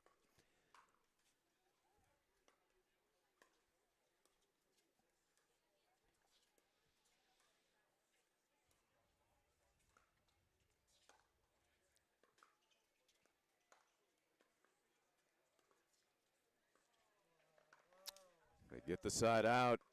Well, and look, Megan, I know what's going on probably is the fact that she wants to keep that ball low, but keeping it too low obviously is not the goal there, so she's just trying to keep her in and long from attacking. Opportunity to tie here in game two.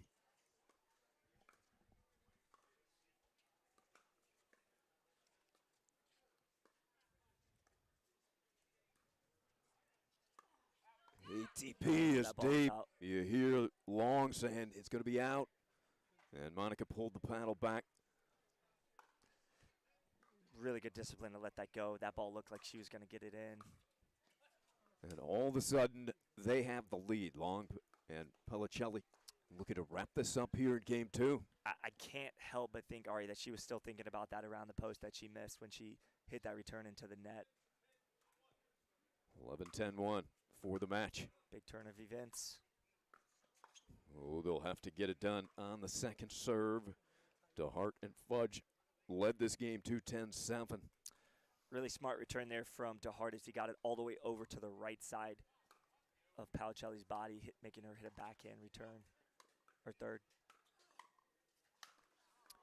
That's not coming back. No.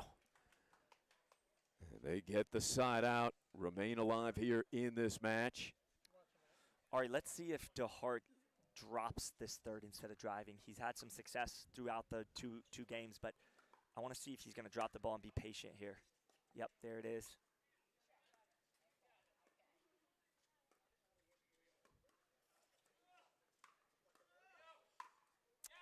That's really good play by Long and Pellicelli as they kept the ball low. Looking to tie on the second.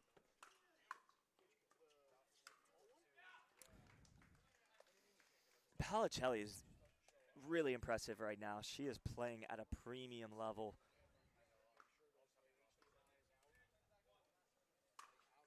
For the match again. Second try at it.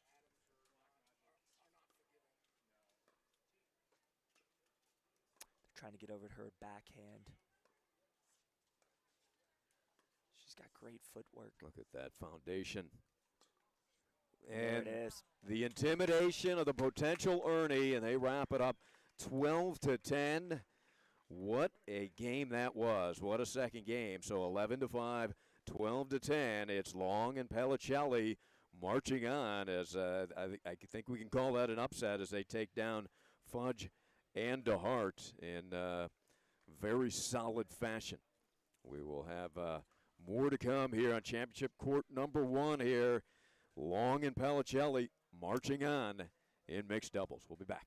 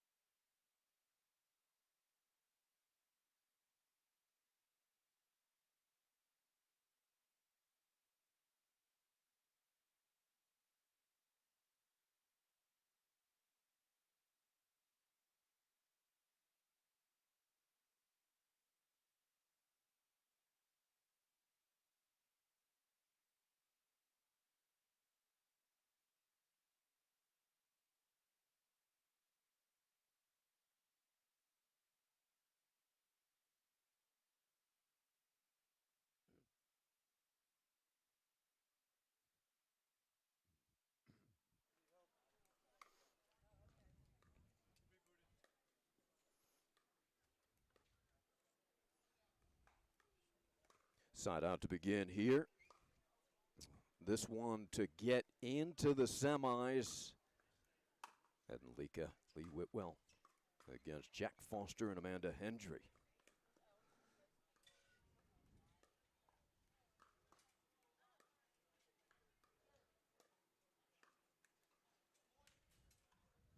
Jack and Amanda in North Florida, Jupiter area. I guess it's still South Florida, but on North the for us. north of us, yeah, that's right. Up in that Jupiter area, play together a lot.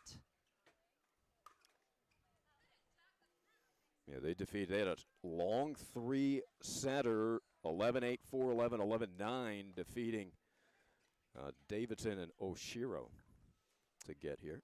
Bobby Oshiro, a local pro, originally from Hawaii. Look at Eden coming all the way over. He chose to attack that probably because he didn't want to have to run all the way back to his side after committing there, but ball a little too low to attack and keep it in.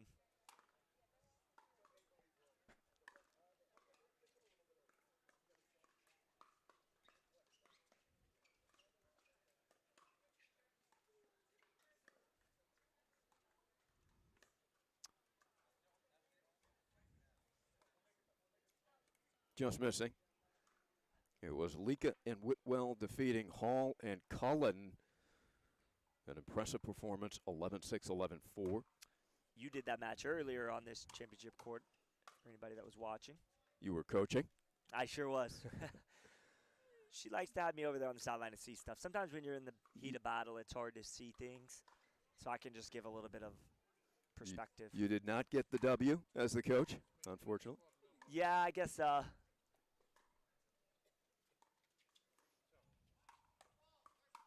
it's the second foot fault he's been called on. He's got big feet. He's got big feet. Yeah, he's got to keep track of those. Eden originally from Romania, and he probably has a size 13 shoe easily. 6'5".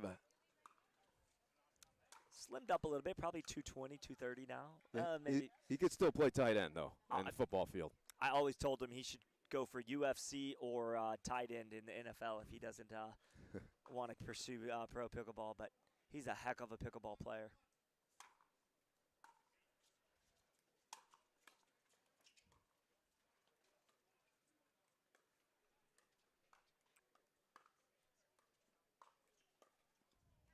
That is a smooth operating shot there from Amanda Hendry as she takes that backhand two-handed roll down the line past Eden with no fear whatsoever. We talked about athletes coming from other sports. You have two here in Foster and Hendrick. Not just racket sports. Foster played a lot of baseball and soccer. Amanda Hendry was a field hockey goalie at North Carolina, three-time national champion, four-time ACC champion. Unbelievable.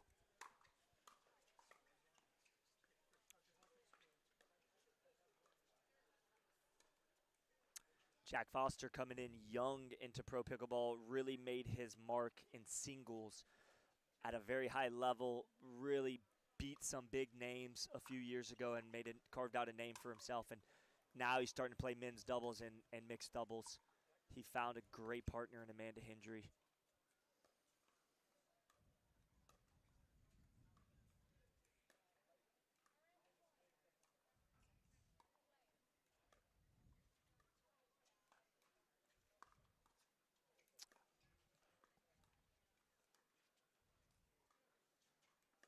A lot of ball movement. And the speed up. And the difference was the first one she caught a little higher and she was able to roll it softly behind him. That time she tried to speed it up low to high and he was just sitting on it. He funneled away or fouled away that first one that she got. He was ready for that ball.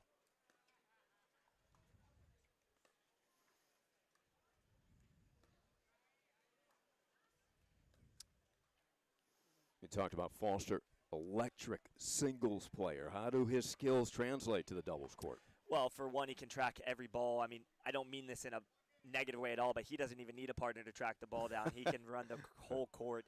Of course, in mixed doubles, you have a partner, so he has to find the balance with it. But he can put a lot of pressure on people by coming over, grabbing the ball, speeding it up, and then being able to recover to the left side still. He is really, really fast on the court. And the winner of this will head into the semis. Awaiting them is Nunnery and Barr.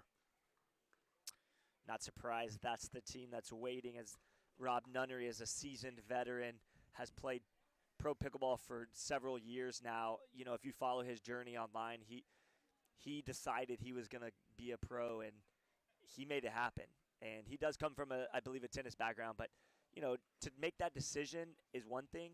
To actually act upon it and make it happen, that's another whole thing. And he's a top pro and really has done well over the last few years. So really excited to see him here at the Boca Masters.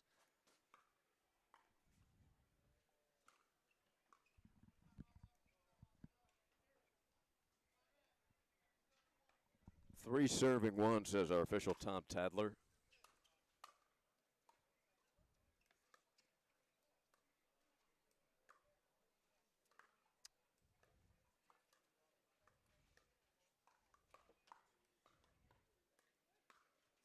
Whitwell, so dynamic in that first match that we had here.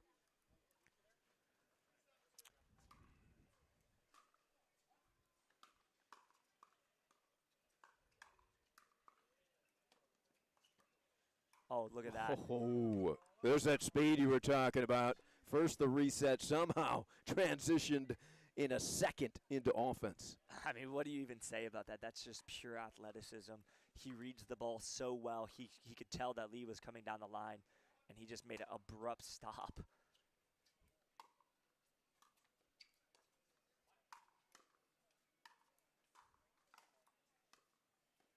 Well, both paddles hit that ball.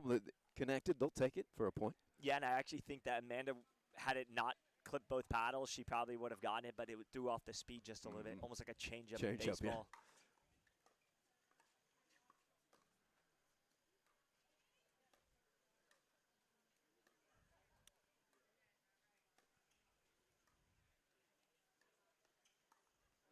There's Foster. Now that's a Burt right there. You know, the Ernie's on the same side as you. The Burt is where you jump across your partner's side and hit it, and that's exactly what he just did. Appeared like he took it off from the center line, just flying, Jack Foster. Like a gazelle. I mean, and Amanda knows him very well, so she stays off that line just a tad.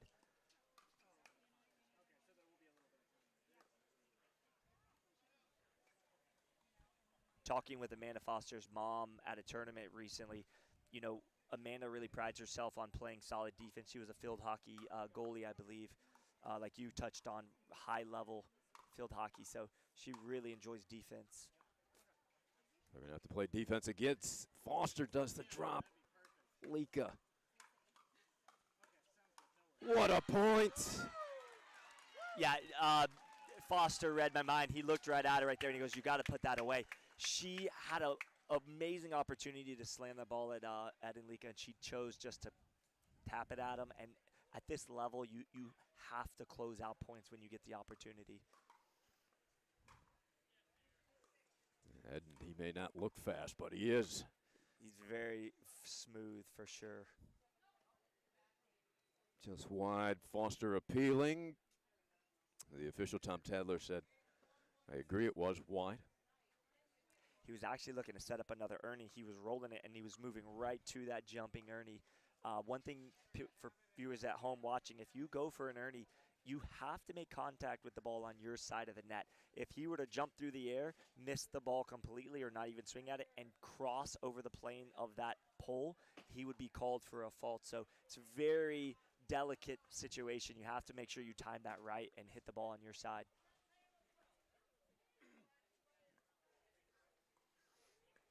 Foster, a fiery player. Amanda, very composed. Good combination, these two. Yeah, I mean, he's come a long way in his composure as well. He's fiery for sure, but, you know, he used to kind of lose his mind over little things. He was up on some big pros in singles at times, maybe 14-9, 14-8, and I've seen the collapse mentally.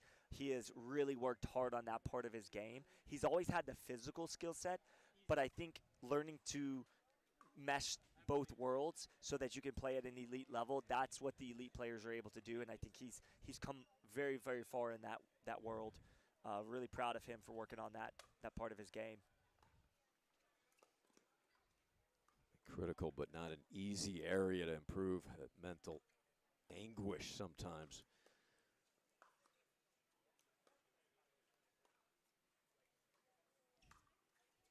Whitwell was dominant when we saw her here on this court earlier. Well, I think anybody that watches Lee Whitwell, the one thing that stands out is that she's ultra composed with her shots. She's never in a rush, and she loves to reset the ball. But she does have offense as well.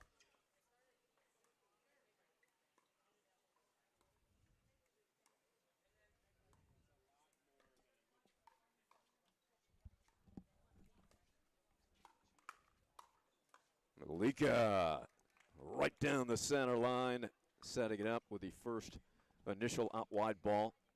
Well, you were coaching against Whitwell in the previous match. And how did you look to play against her, attack her? Well, I was telling Megan that when she was going cross court with Lee, she needed to take the ball and go down the line behind Eden to his left side so that she can pull him over, because if you see, he's a big man sitting right in the middle there. And just like Amanda's doing, she's going cross court the whole time. Ooh, wow, that ball. I think that ball is good. Did it land? Yeah, Lee perplexed. She thought it was going to sail wide. And then I cut my eyes over to Eden, and he was pointing down, which is the indicator that that ball is good. She said, "Can you hit it a little deeper next time?" She said that to Jack Foster. Always a show woman.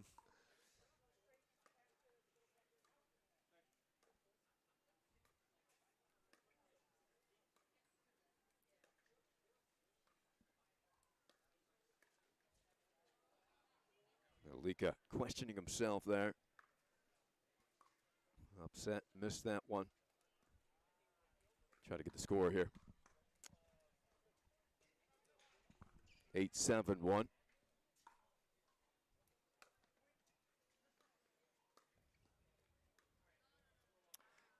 A rare miss from Whitwell. You know, it's funny. I'm watching the two lefty females go cross court. Lee does backspin like Megan Fudge. Amanda Hendry content with a two-handed top spin dink. Both very high skill, high level shots. It's just interesting to see that dynamic. Yeah, watch out. Well, you know, look, Eden's frame is 6'5", 6'6", like you said. She's got to get that ball down at his left hip. She's hitting the ball up, and he's able to then take that ball and crank down on it cross court. So she's got to get that ball a little bit lower. Nice rip from Jack. That's what Jack does extremely well. He takes that first third shot, he rips it aggressively low and looks for the ball to pop up and close in and take that shot out of the air. But that one just too good for Whitwell. Another one. And that is game. Taking it to him, Foster and Hendry. They win game one. We'll see what the response is from Lika and Whitwell when we return here at the Boca Raton Pickleball Masters.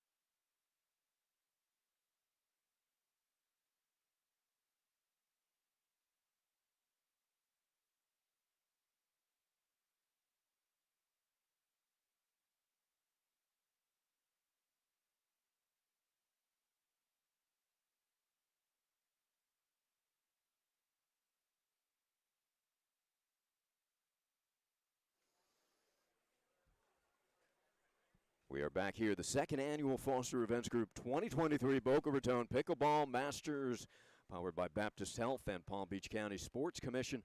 Ari Shannock, Scott Golden.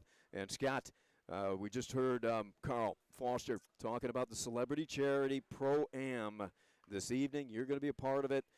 Just to recap, it's to benefit families of cancer children via My Family Matters Foundation and Joe DiMaggio Children's Hospital Youth Cancer Foundation. That starts at 5. There's VIP hospitality. There'll be play beginning at 6. Along with the pro exhibition, JW, Georgia will be out here, the Johnsons, along with Mom Julie, and a bright local product, Paris Todd. Ed and Lika, who are watching now, will be out there. Mircea Marario and Ryler DeHart, Megan Fudge, Vince Van Patten, many more, including Scott Golden. You'll be a part of that. I know you're looking forward to it. Definitely. I was a part of it last year, and I love being a part of great causes like that. Pickleball is oftentimes combining with great causes like this, and I really love that Carl Foster puts these things together and orchestrates that stuff.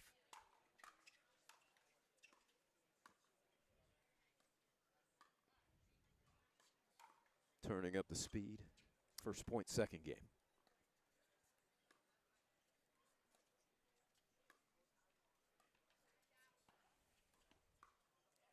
Ooh, just wide. Well, and the reason I think it was wide is because he wanted to attack that ball above the net and hit down. It actually dropped on him where he had to roll it instead. So he tried his best to get it back across Eden, but to no avail. And getting back to Carl, too, who is putting this event on, Foster Events Group, not only this tournament, but the charity event. It's one of the things we love about him. He's always taking time to raise money, put events on, help people, help veterans, people in need.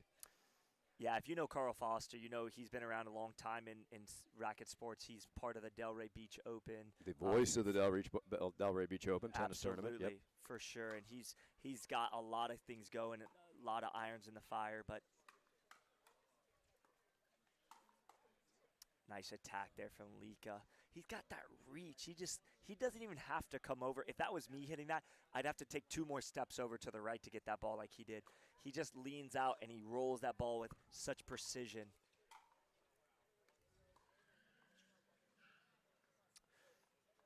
One of the improvements I really appreciate out of Jack Foster's game is he used to drive every third hard. Now he actually does drop. It's still an aggressive third.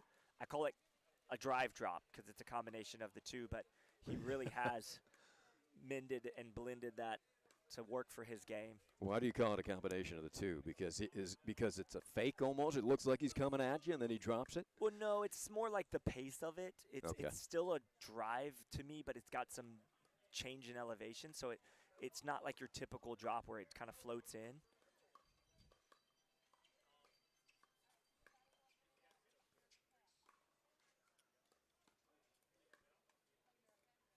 Good rally here.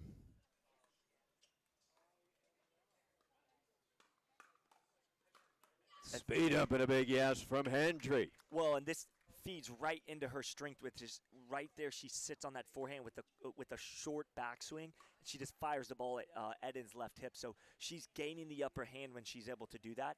But the key is her being ready for that first cross court to come at her. Into the body that time of Foster. We'll see Foster saying right there too, he's like, you have to get that ball over to the other side.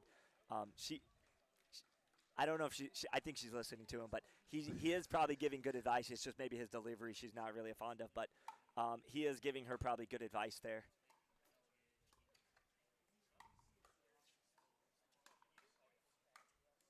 Nicely set up and finished by Amanda Hendry. So I want to point this out, Ari. This is a great matchup for Amanda Hendry and Jack Foster because Lee and Eden like control, and then Foster and Amanda like to create chaos. And so for them to be able to attack the ball, that feeds right into their strength, as we're seeing. Frustration. What did Lee say to you? Did you make that out? You know, we're kind of close to the court. My voice carries. I think you've got a really deep voice as well. I think maybe our voice was carrying, and she's agitated. So I think she said That's that we were super distracting. Whisper. Yeah.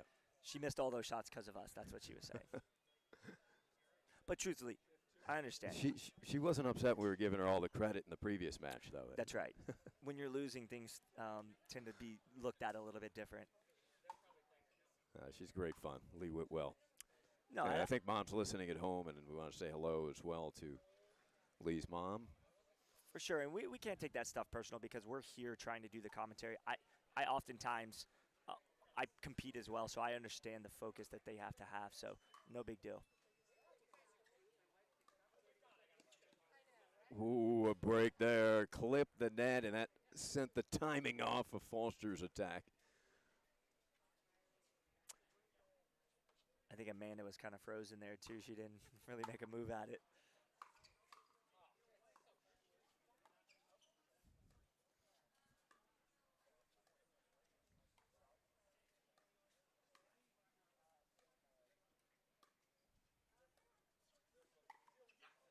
Went for the speed up.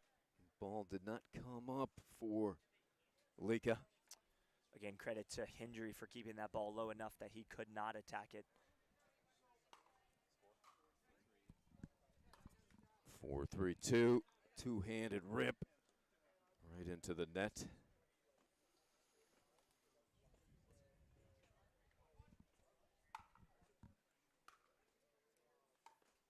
Three, 4-1. Game 2.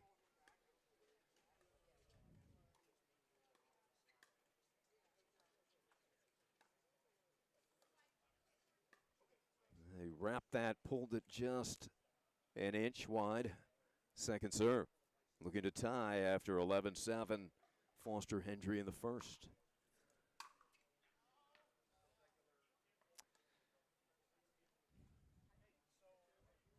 That sun coming out now here on championship court.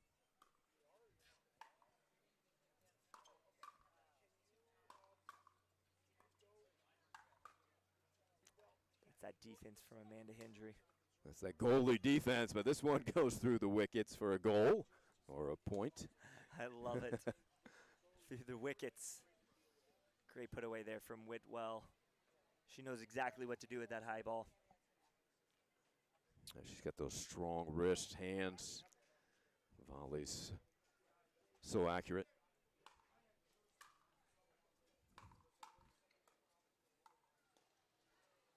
Good initial defense after that let ball.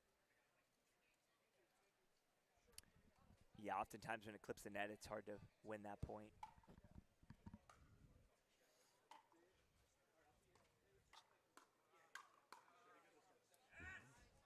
Big yes from Ed and Lika. Yeah, and they're changing some of that momentum, and actually Jack's pushing pretty hard right now, so.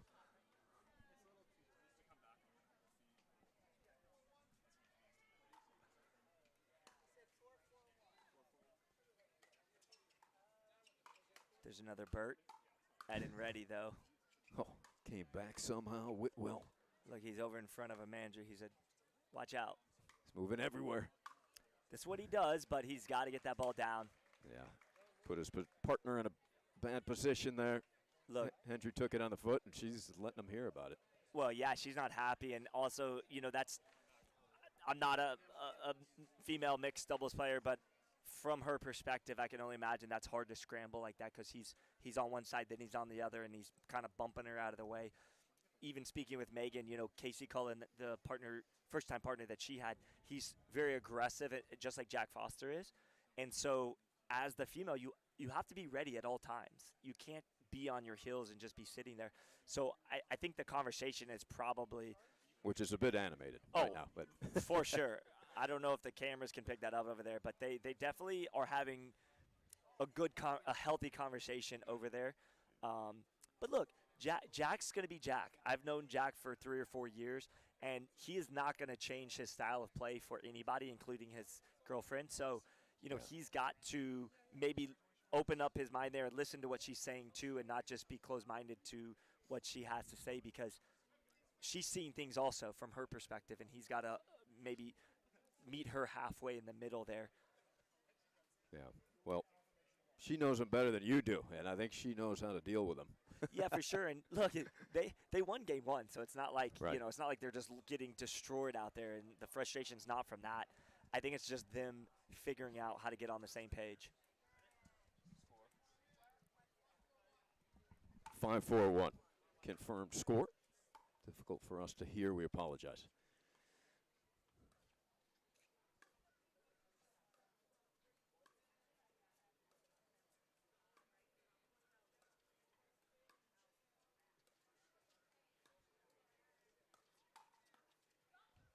Watch out. Oh, that went wide. Lika got upstairs, but just missed it. Those overheads are surprisingly tough when when you're looking straight up. You get a little disoriented where the court is. I think that may have been what happened there.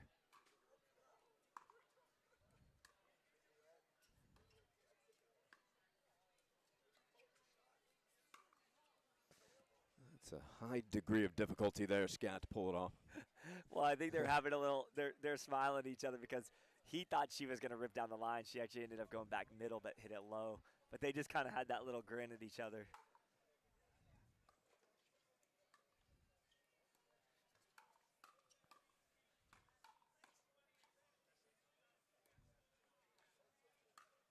And Hendry cross-court winner. Well, and again, that was set up by Jack's aggressive dink to the backside, left side of Ed and Lika. But I tell you what, Jack Foster, I've watched him for a long time now. He has a way of pulling you into his style of play. He's getting Lee Whitwell to even speed the ball up, and that's not like her, just uncharacteristic. But he has a way of doing that. He gets you.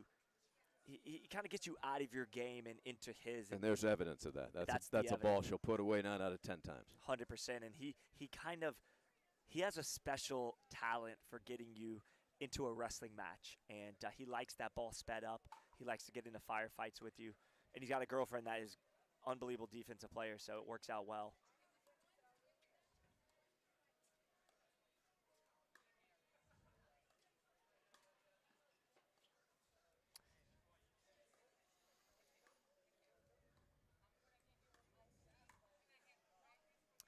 I like just one. Well, and I like where he was at with that. I actually saw that coming. He rolled it cross court dink to Lee Whitwell's backhand, and then he slid far right to try to catch it out of the air.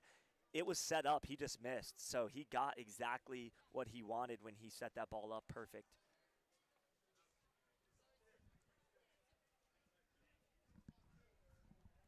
Six, 5-2.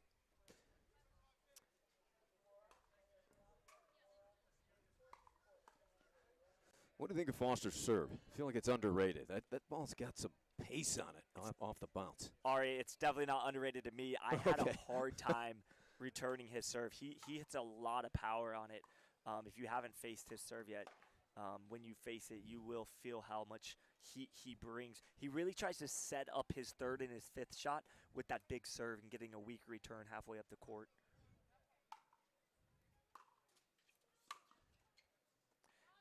Again, this is not characteristic of Lee Whitwell. She likes to be in control, dropping the ball on her third. He's got her reeled into that fast-paced game, and it's working right now.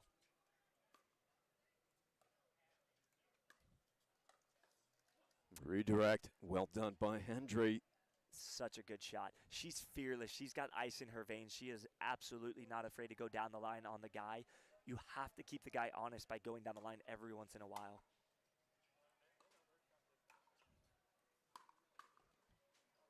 See how he's trying to crash the net? He'll drive and close in, hoping for a pop-up. And there it is again. Hendry takes down the line, off balance against Lika. So this is why this works for Jack Foster and Amanda Hendry. Amanda's keeping the ball low. Lee Whitwell hits with that backspin, and if she lifts it up at all, Amanda's not afraid to take that two-hander down the line past Ed and Lika's backhand. So it's working masterfully right now.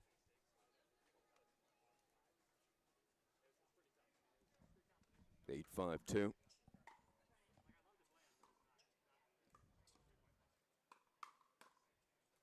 Just deep. Describe playing Foster, Scott. His ability and that tactic where he's bringing the paddle up so high. It's tough to read when he's going to go off speed because it looks like everything's going to be big, correct? Yes, he has a huge prep swing, and he does that intentionally so he can keep you off balance.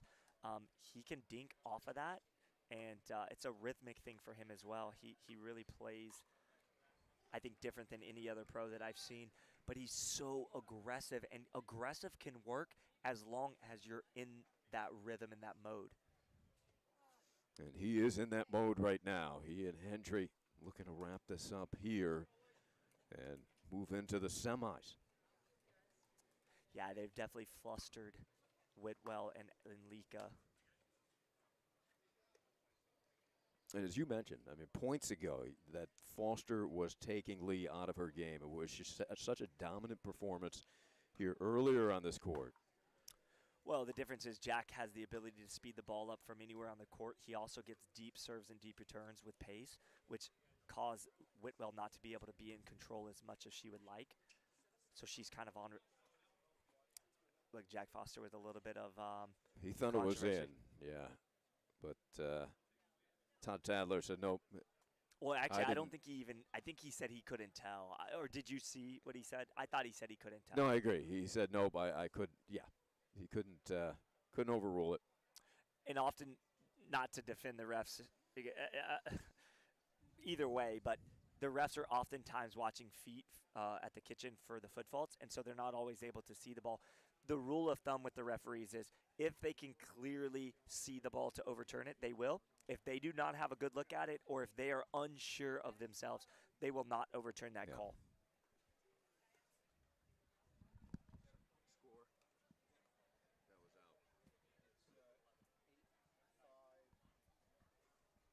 So it's 8-5 here. We had a timeout in the second. It was 11-7, Foster Hendry in the first. Again, the winner here of this quarterfinal match will get Barr and Nunnery in the semis. That's a tough matchup for anybody that advances. Susanna Barr comes from the Pacific Northwest. She has 2 forehands. She likes to switch hands, and it's very tricky to play against her. Second serve. There's 9-5-2. I can't help but think that some of these missed returns are coming from Jack Foster's aggressive serve that you were referring to earlier. He's really good at putting pressure on the opponents.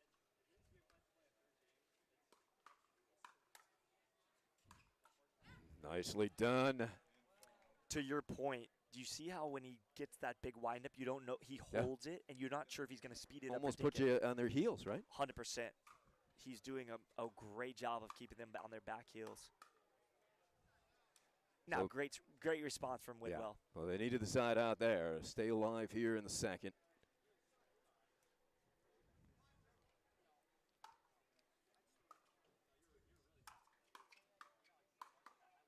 Watch out. She is really doing a good job defensively, but if that last one pops up too high and you're backing up, it's going to be low percentage. Do you see what I was talking about, though, Ari? How Jack has a way of getting you out of your element and bringing you into his world. I think he does that better than most of the pros that play really aggressive. Oh, yeah. Ooh, good hands by his partner, Amanda Hendry. Well, we're seeing a theme right now. The ball is consistently going behind Ed and Lika and staying in the court, which that's the key to that whole thing, is keeping it in the court.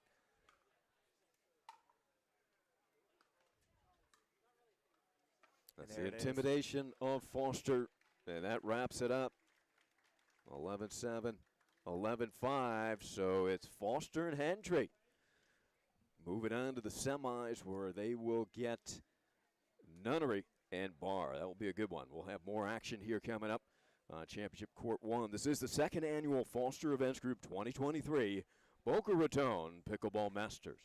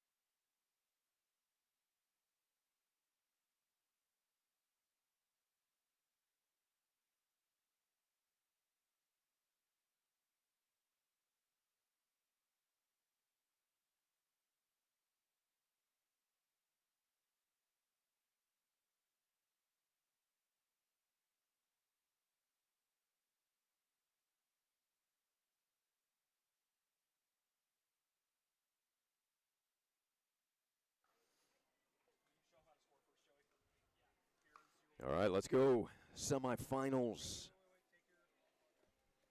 Mixed pro doubles. And we've got a good one. Hunter Johnson, Paris Todd against Monica Pellicelli and Brandon Long underway.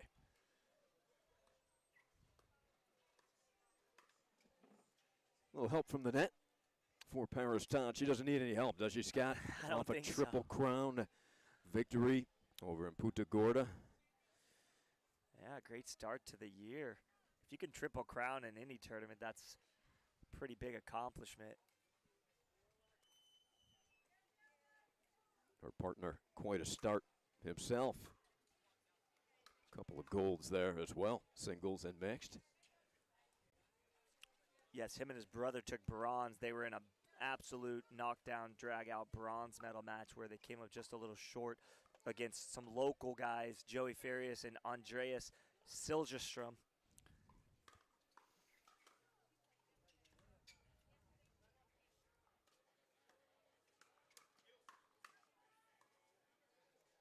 Foot fault called on Brendan Long right there. I think left foot.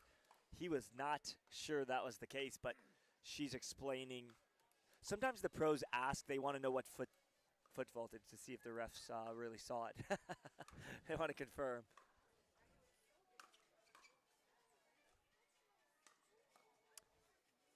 Good dig there by Johnson. And missed the next one, which was easier. Kind of smirk on his face. Oftentimes it is the easier one that we miss, ironically.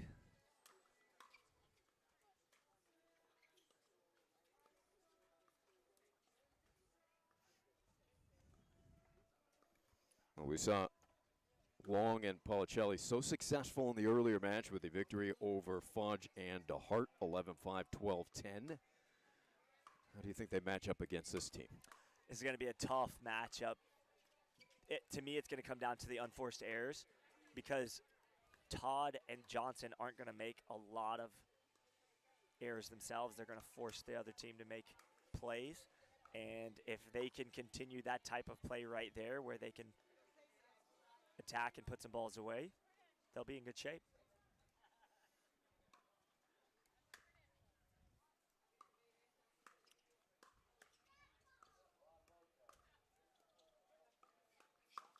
Speed up, effective for Long. It was Todd and Johnson over Davidze and Farias, 11-3, 11-6 in the quarters. Pretty dominating 2 games there. Ooh, nice roll. Did she stick it or was it wide? No, I think it was wide. It was called wide. I don't know if they Yeah. asked the ref to overturn it, but again, we talked about that. Oftentimes they're looking down at feet. They're not going to be able to overturn that type of call.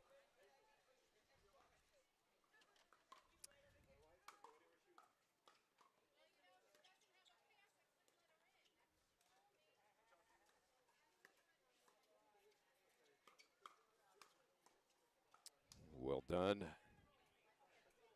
Brendan Long kind of looking over his left shoulder thinking, maybe I should have let that attack go from Todd, but I think that ball was going to go in. I think it was too. curving. Yeah. He knew he had to hit it in his instincts. Johnson, that quick flick, gets quite a bit of velocity on it. Todd, a recently signed Selkirk pro now. She was with another company before and really enjoys playing with Selkirk, it looks like. Paris, we talked about the Triple Crown win. She was the MVP at the MLP in Columbus and has won over 20 medals in 2022. Started playing pro tennis at 14 after training at the Bolletary Academy. It's amazing.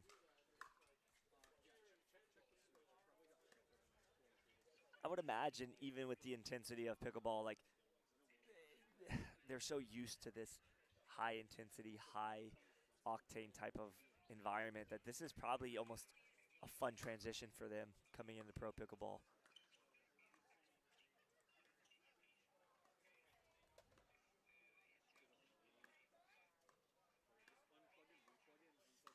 Look at that topspin, great defense. This is an awesome battle already we're seeing. The ability of Todd, how does she get that much action on that forehand little flick volley, Scott? Ari, I'm watching the same thing you're watching, and I'm thinking the same exact question. Like, how does she roll that thing with such precision? It's got a lot of change in elevation when she hits it. What defense from Long, though? He's just really bowing up on her attacks. She has a nasty two-handed backhand. She really steps into it with a lot of force, and he's handled it well so far. Hunter Johnson, quite a tennis background as well. We'll get to that in a moment.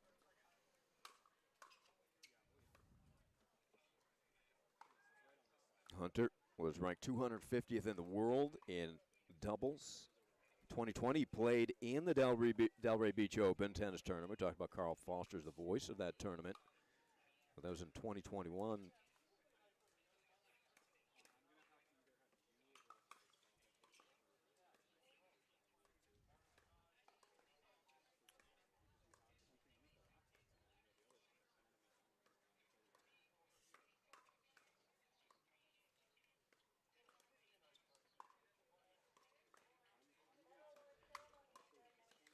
Wow, what a point.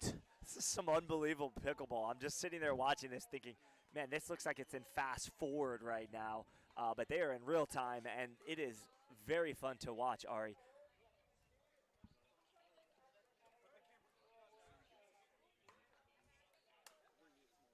High level semifinal match.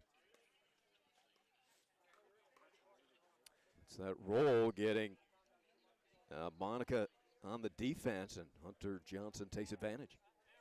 It's really fun to watch the evolution of these players' games as they try to get well-rounded in mixed and men's and singles. Both of them made their mark in pro pickleball initially in singles, really making a name for themselves, and now they've transitioned, and now we're seeing their games really start to evolve, and they're becoming well-rounded pickleball players instead of just one-dimensional, ripping the ball and chasing the ball around all over the court. So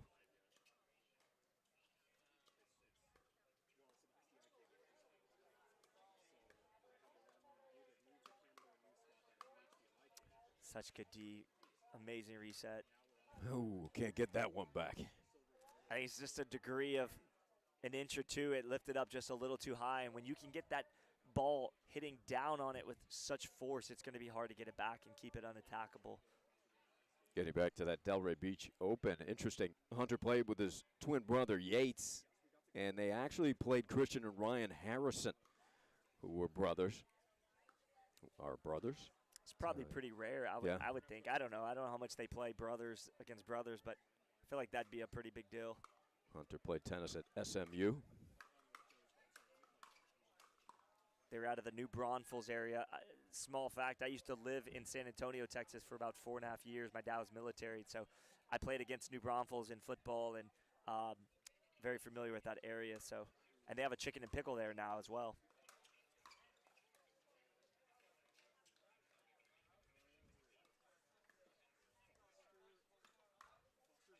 That will sail wide or deep. Maybe wide and deep. Safe to say it missed. We get a score there. Did you hear that? This referee happens to be very quiet. She's whispering it. She's, at least from our perspective, she is. Good attack from Paris Todd.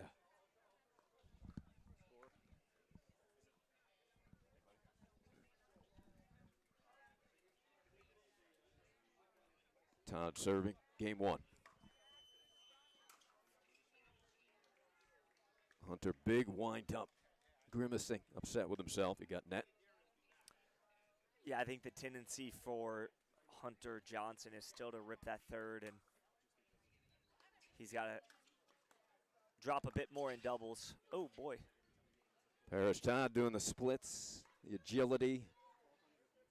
Now, she comes from a pro background in tennis. She can slide like that because they're taught from an early age. If I tried that, my ankle would probably snap in half. So yeah, either of us would be in the hospital right now. Very impressive. That's deep.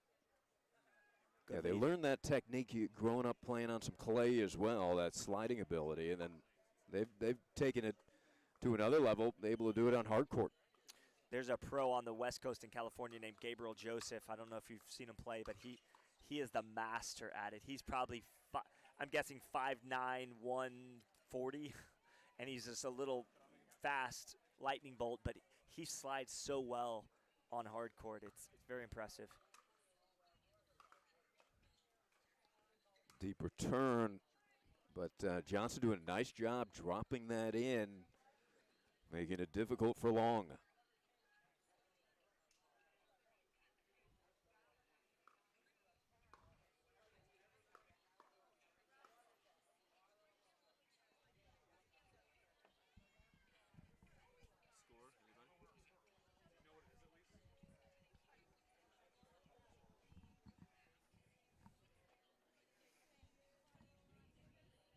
So timeout here in the semifinals. A look at the semifinal going on right now at court 2. That is Hendry and Foster against Barr and Nunnery. The winners to meet in the final of the main draw. We'll have that for you next on court 1.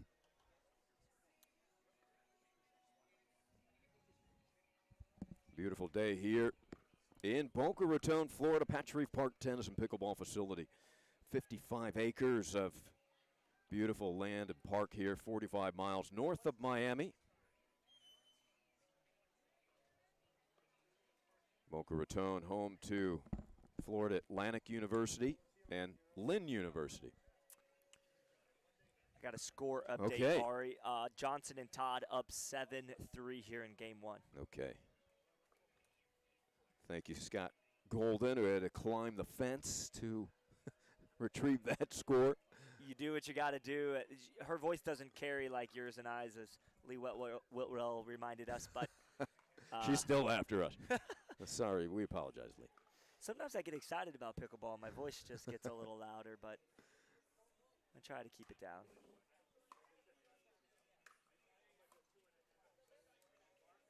It's a great shot from Johnson. Ooh, Todd found that opening. Johnson has a really nice inside-out forehand right there where he flicks it with his forehand roll out wide. 8-3. Ooh, Todd taking advantage. That ball hung up there for two-handed swinging backhand. I think Long and Palicelli are playing great, but you can see almost a different level right now, and I don't mean that in a negative way at all. It's just Todd and Johnson very sharp here in game 1.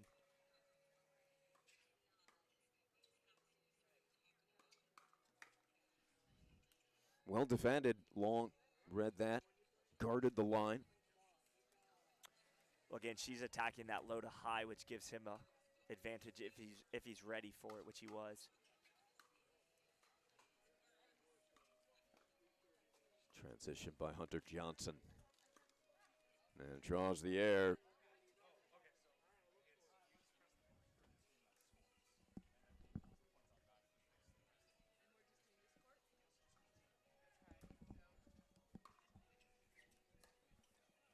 Upstairs for Long, and he puts it away. Ball ricocheted off the paddle, I believe up on the roof. That's not good. Wait, here it comes. Rolling back. It might have got stuck in the gutter. Oh, wait, there's no gutter. I don't know. Yeah, maybe I think a pelican soared away with it. Pelican swooped in and grabbed it. We are close to the beach here. They've been looking for a new Franklin X40 to practice with. You know, Brendan Long has tremendous power.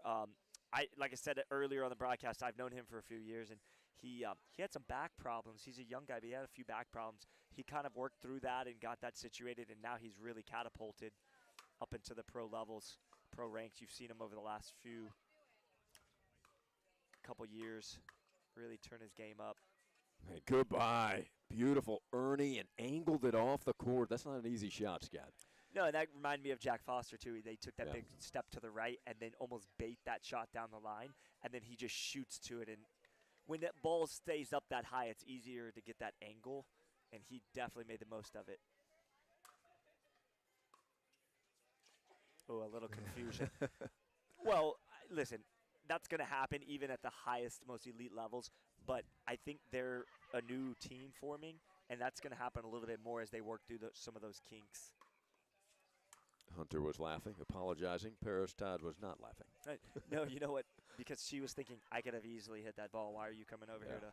No, but it's part of the mixed doubles fabric. The guy's going to slide over a little bit more and take some of those forehands. Deep return. Look at that out of the air in midcourt. Did you see the look on Brennan's face? He looked down at the line, he looked back up, and he's like, well. Yeah, what are we going to do? It's just a great shot. That was an incredible shot. Midcourt out of the air.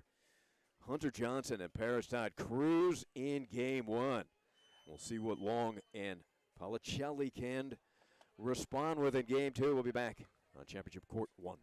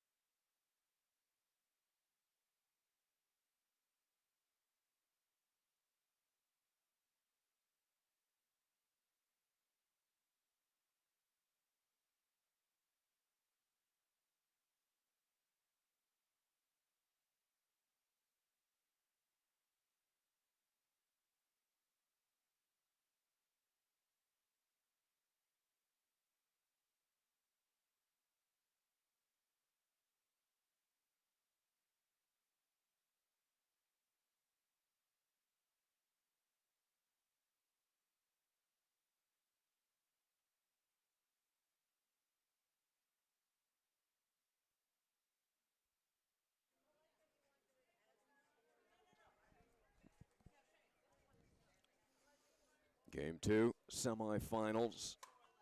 It was all Johnson and Todd in the first 11-4. That one will sail. What are Policelli and Long? What can they do to slow this team down? Well, I can just tell you that just watching from the match before when they were able to take it in two against DeHart and Fudge, this is a little bit faster game for them. The ball's coming off of Paris Todd's paddle and Hunter Johnson's paddle a little bit quicker. The attacks are a little sharper, hitting down on the ball a little more. So I think this is going to be a tough game too, but let's see if they can make those adjustments that they need to. They've got to keep the ball low.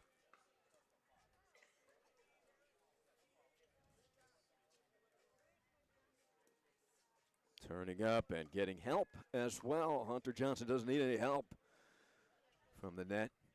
And a little frustration on this side, Scott. Well, the net cords don't help anything either. I mean, that's that's really, really frustrating when that happens. But Hunter Johnson doing a great job with top spin on that backhand roll.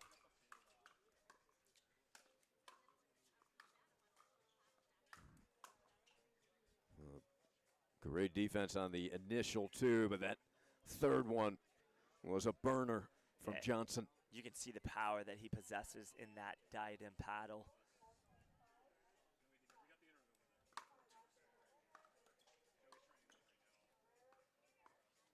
Johnson, his quickness and power really intimidating, isn't it?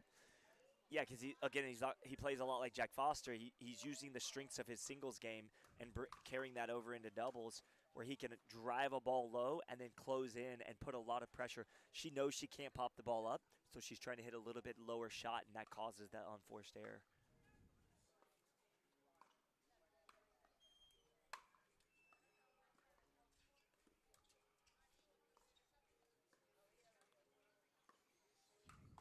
Todd attacking. That's quickness, too. Yeah, and she's doing such a good job of actually rolling the ball from below the net. You know, you were talking about how she taking that ball. I was watching closely. She's dropping her wrist, so the paddle head is down, and she's taking it and just rolling it hard through the middle. It's just got a little extra on it that Paocelli's not ready for.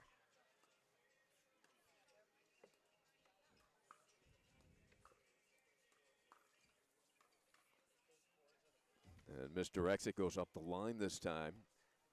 Would you say that Todd has more topspin on that shot than any other pro player? I don't know if I would go that far just because I know there's a lot of pros that can really whip the ball, but she's definitely in the top 5 or 6 that can do that for sure with such ease.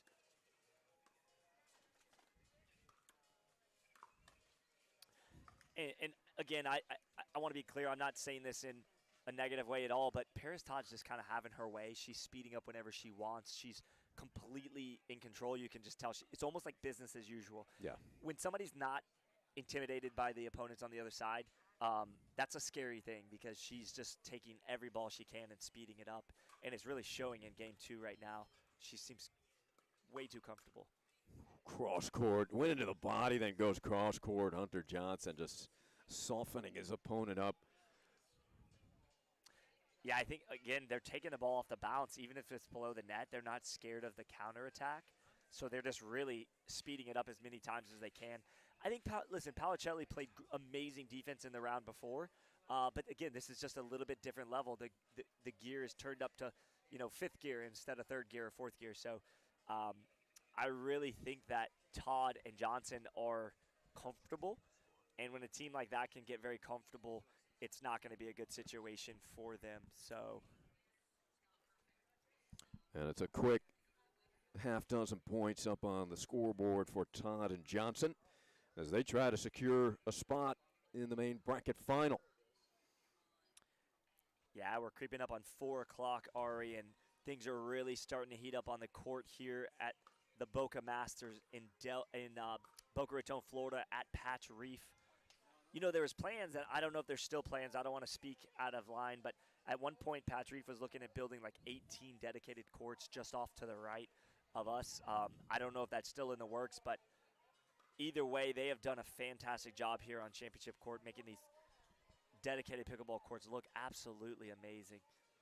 This is a great facility, and it was a few years back. It was rumored that Rafa Nadal wanted to open up a tennis academy here at Patch Reef Park.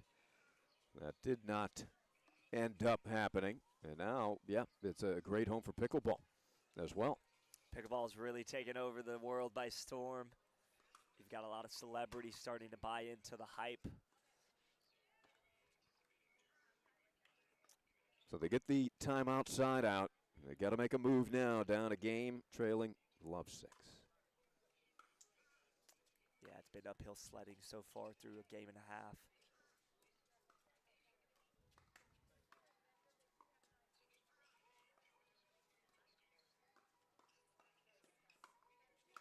And watch out, another 1-2 punch.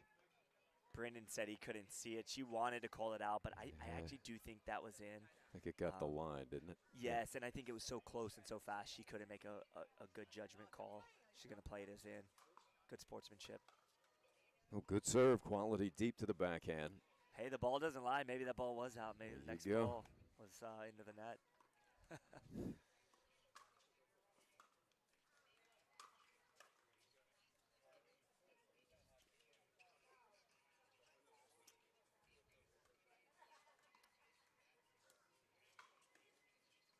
Brandon, I'm sorry.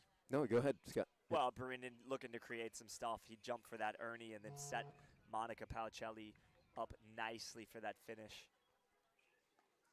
Starting to create a little offense. I was going to ask you, where are they going to find offense? Well, I think Brandon's got to get more active. He's got to start pushing the envelope because they're not winning the long dink rallies right now because Todd and Johnson are pretty much speeding it up, and Paocelli's not doing a tremendous job at the moment countering the attacks from Todd and Johnson. So I think Brandon's got to get more active. There's that tremendous amount of topspin talking about from Todd. Johnson lets it go. Wise decision. Well, and it's interesting, too, because in the other matchup we saw Paocelli was actually the one that was dictating, and she was speeding the ball up some. She's actually really outgunned right now, and she knows it. She knows her hand speed is not going to win against Todd and Johnson, so she's really trying to be disciplined, keeping the ball low and just being the steady rock. So Brendan's going to have to really be the attacker. Maybe a little bit overzealous there on the poach. Yeah, Brendan's got tremendous top spin as well, and he was able to keep that ball just out of reach.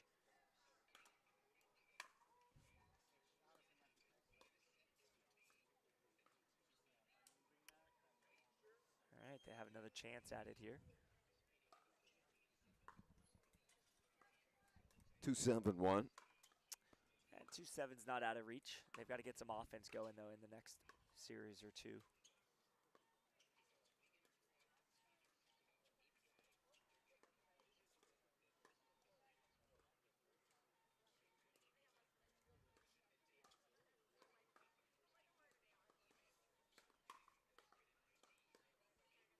Johnson doing a good job covering that line.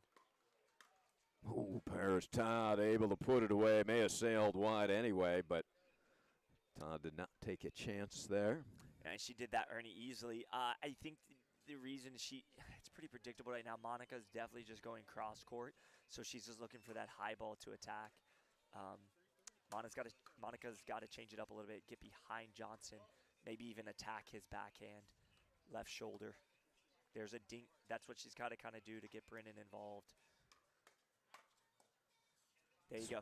Yep, speed up and taking advantage. We saw Paocelli convert that into offense multiple times in the previous match. Really the first time she's been able to attack here in this one. Well, in years past, the females' role in pro mixed doubles was just to basically drop the ball and dink cross court to the other female.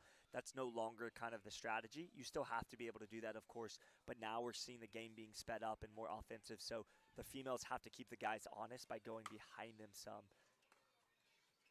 Oh, bad break for Long. It looked like he had getting ready to time that, but clipped the net for a winner for Johnson.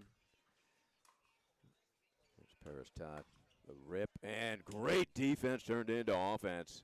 Well, that's what I was referring to, Ari, and you saw it right there firsthand. She was able to redirect that drive, that cross-court drive from Todd, because that's a shake and bake opportunity for Johnson. He's coming in to close the middle, and she was able to redirect behind him. That's what's got to happen if they're going to have a chance in game two. There you go. So you're starting to see it a little bit more. It's almost like she was listening to the broadcast. Well, she was listening to you earlier.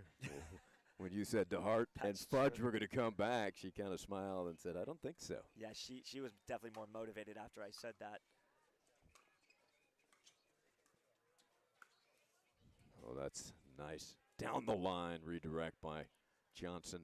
Another impressive component of Paris Todd's game is her transition ability, and then that split step is just so effective as she comes to set herself at the kitchen line. Yeah, I mean, I can't help but think that starting tennis at a young age and being a high-level tennis player, it just helps with all those aspects of the game. It's so natural for them. She seems supremely confident right now on the court. That's the game plan they've definitely talked about now. Monica's going to look to roll the ball behind Johnson and then look for an Ernie. You hear her say, let it go. Well, yes, and I think, again, when you're down, sometimes you tend to push a little bit more trying to create some stuff that's not there. That ball really shouldn't have probably been attacked. He probably should have dropped that or think that ball cross court to the backhand of Johnson. But, again, he's down. He's trying to make something happen, and you got to respect that. So another timeout. I'm just looking at court two. You see that one's done. That semifinal, all bar nunnery in that one, Scott. Well, again, just knowing Jack Foster's game, I told you he's not going to change his style for any team. He's going to try to really stay aggressive. And against the elite teams, that constant just aggressive attacking, it doesn't work as much. You can't overpower the really strong pros. So they were able to likely get the ball behind Foster and really create some havoc for him and some issues. 11-3, 11-2 is probably not Foster and Hendry's best showing, but Barr and Nunnery, no doubt, have been steamrolling today. I'm looking forward to the winner of this one squaring off against Nunnery and Barr. Again, like I said, Nunnery is super steady and rock solid, but he also has this really nice forehand roll attack off the bounce. You'll see it when you get him on championship court. You'll see him do it. He's really good at timing it and keeping people off balance. And then Barr, she switches hands. So she can attack from a left or a right side on an offensive shot. So it's very impressive to watch her play. And 2 points away from that matchup here. Todd and Johnson up 9-3 in the second. And one more point. I can't help but think that cross-court speed up or attack from Paocelli's opponent right there, Todd, it's just working, so they're going to stay with it. Johnson too good with that backhand cross court. They all shake hands, but a dominant performance, 11-4, 11-3. Hunter Johnson and Paris Todd trying to make it 2 straight golds in mix coming off that Punta Gorda tournament. And they will be now facing Nunnery and Barr. We will have that match coming up shortly. That's going to be a good one, Scott. I know we're both looking forward to that one. For sure. And we talked about it. Sorry, Ari. We talked about the loser of that winner's bracket final can come back through and win gold in this tournament, so that's a good thing for them. All right, we'll have that one coming up. Stay with us here. Second annual Foster Events Group, Boca Raton Pickleball Masters.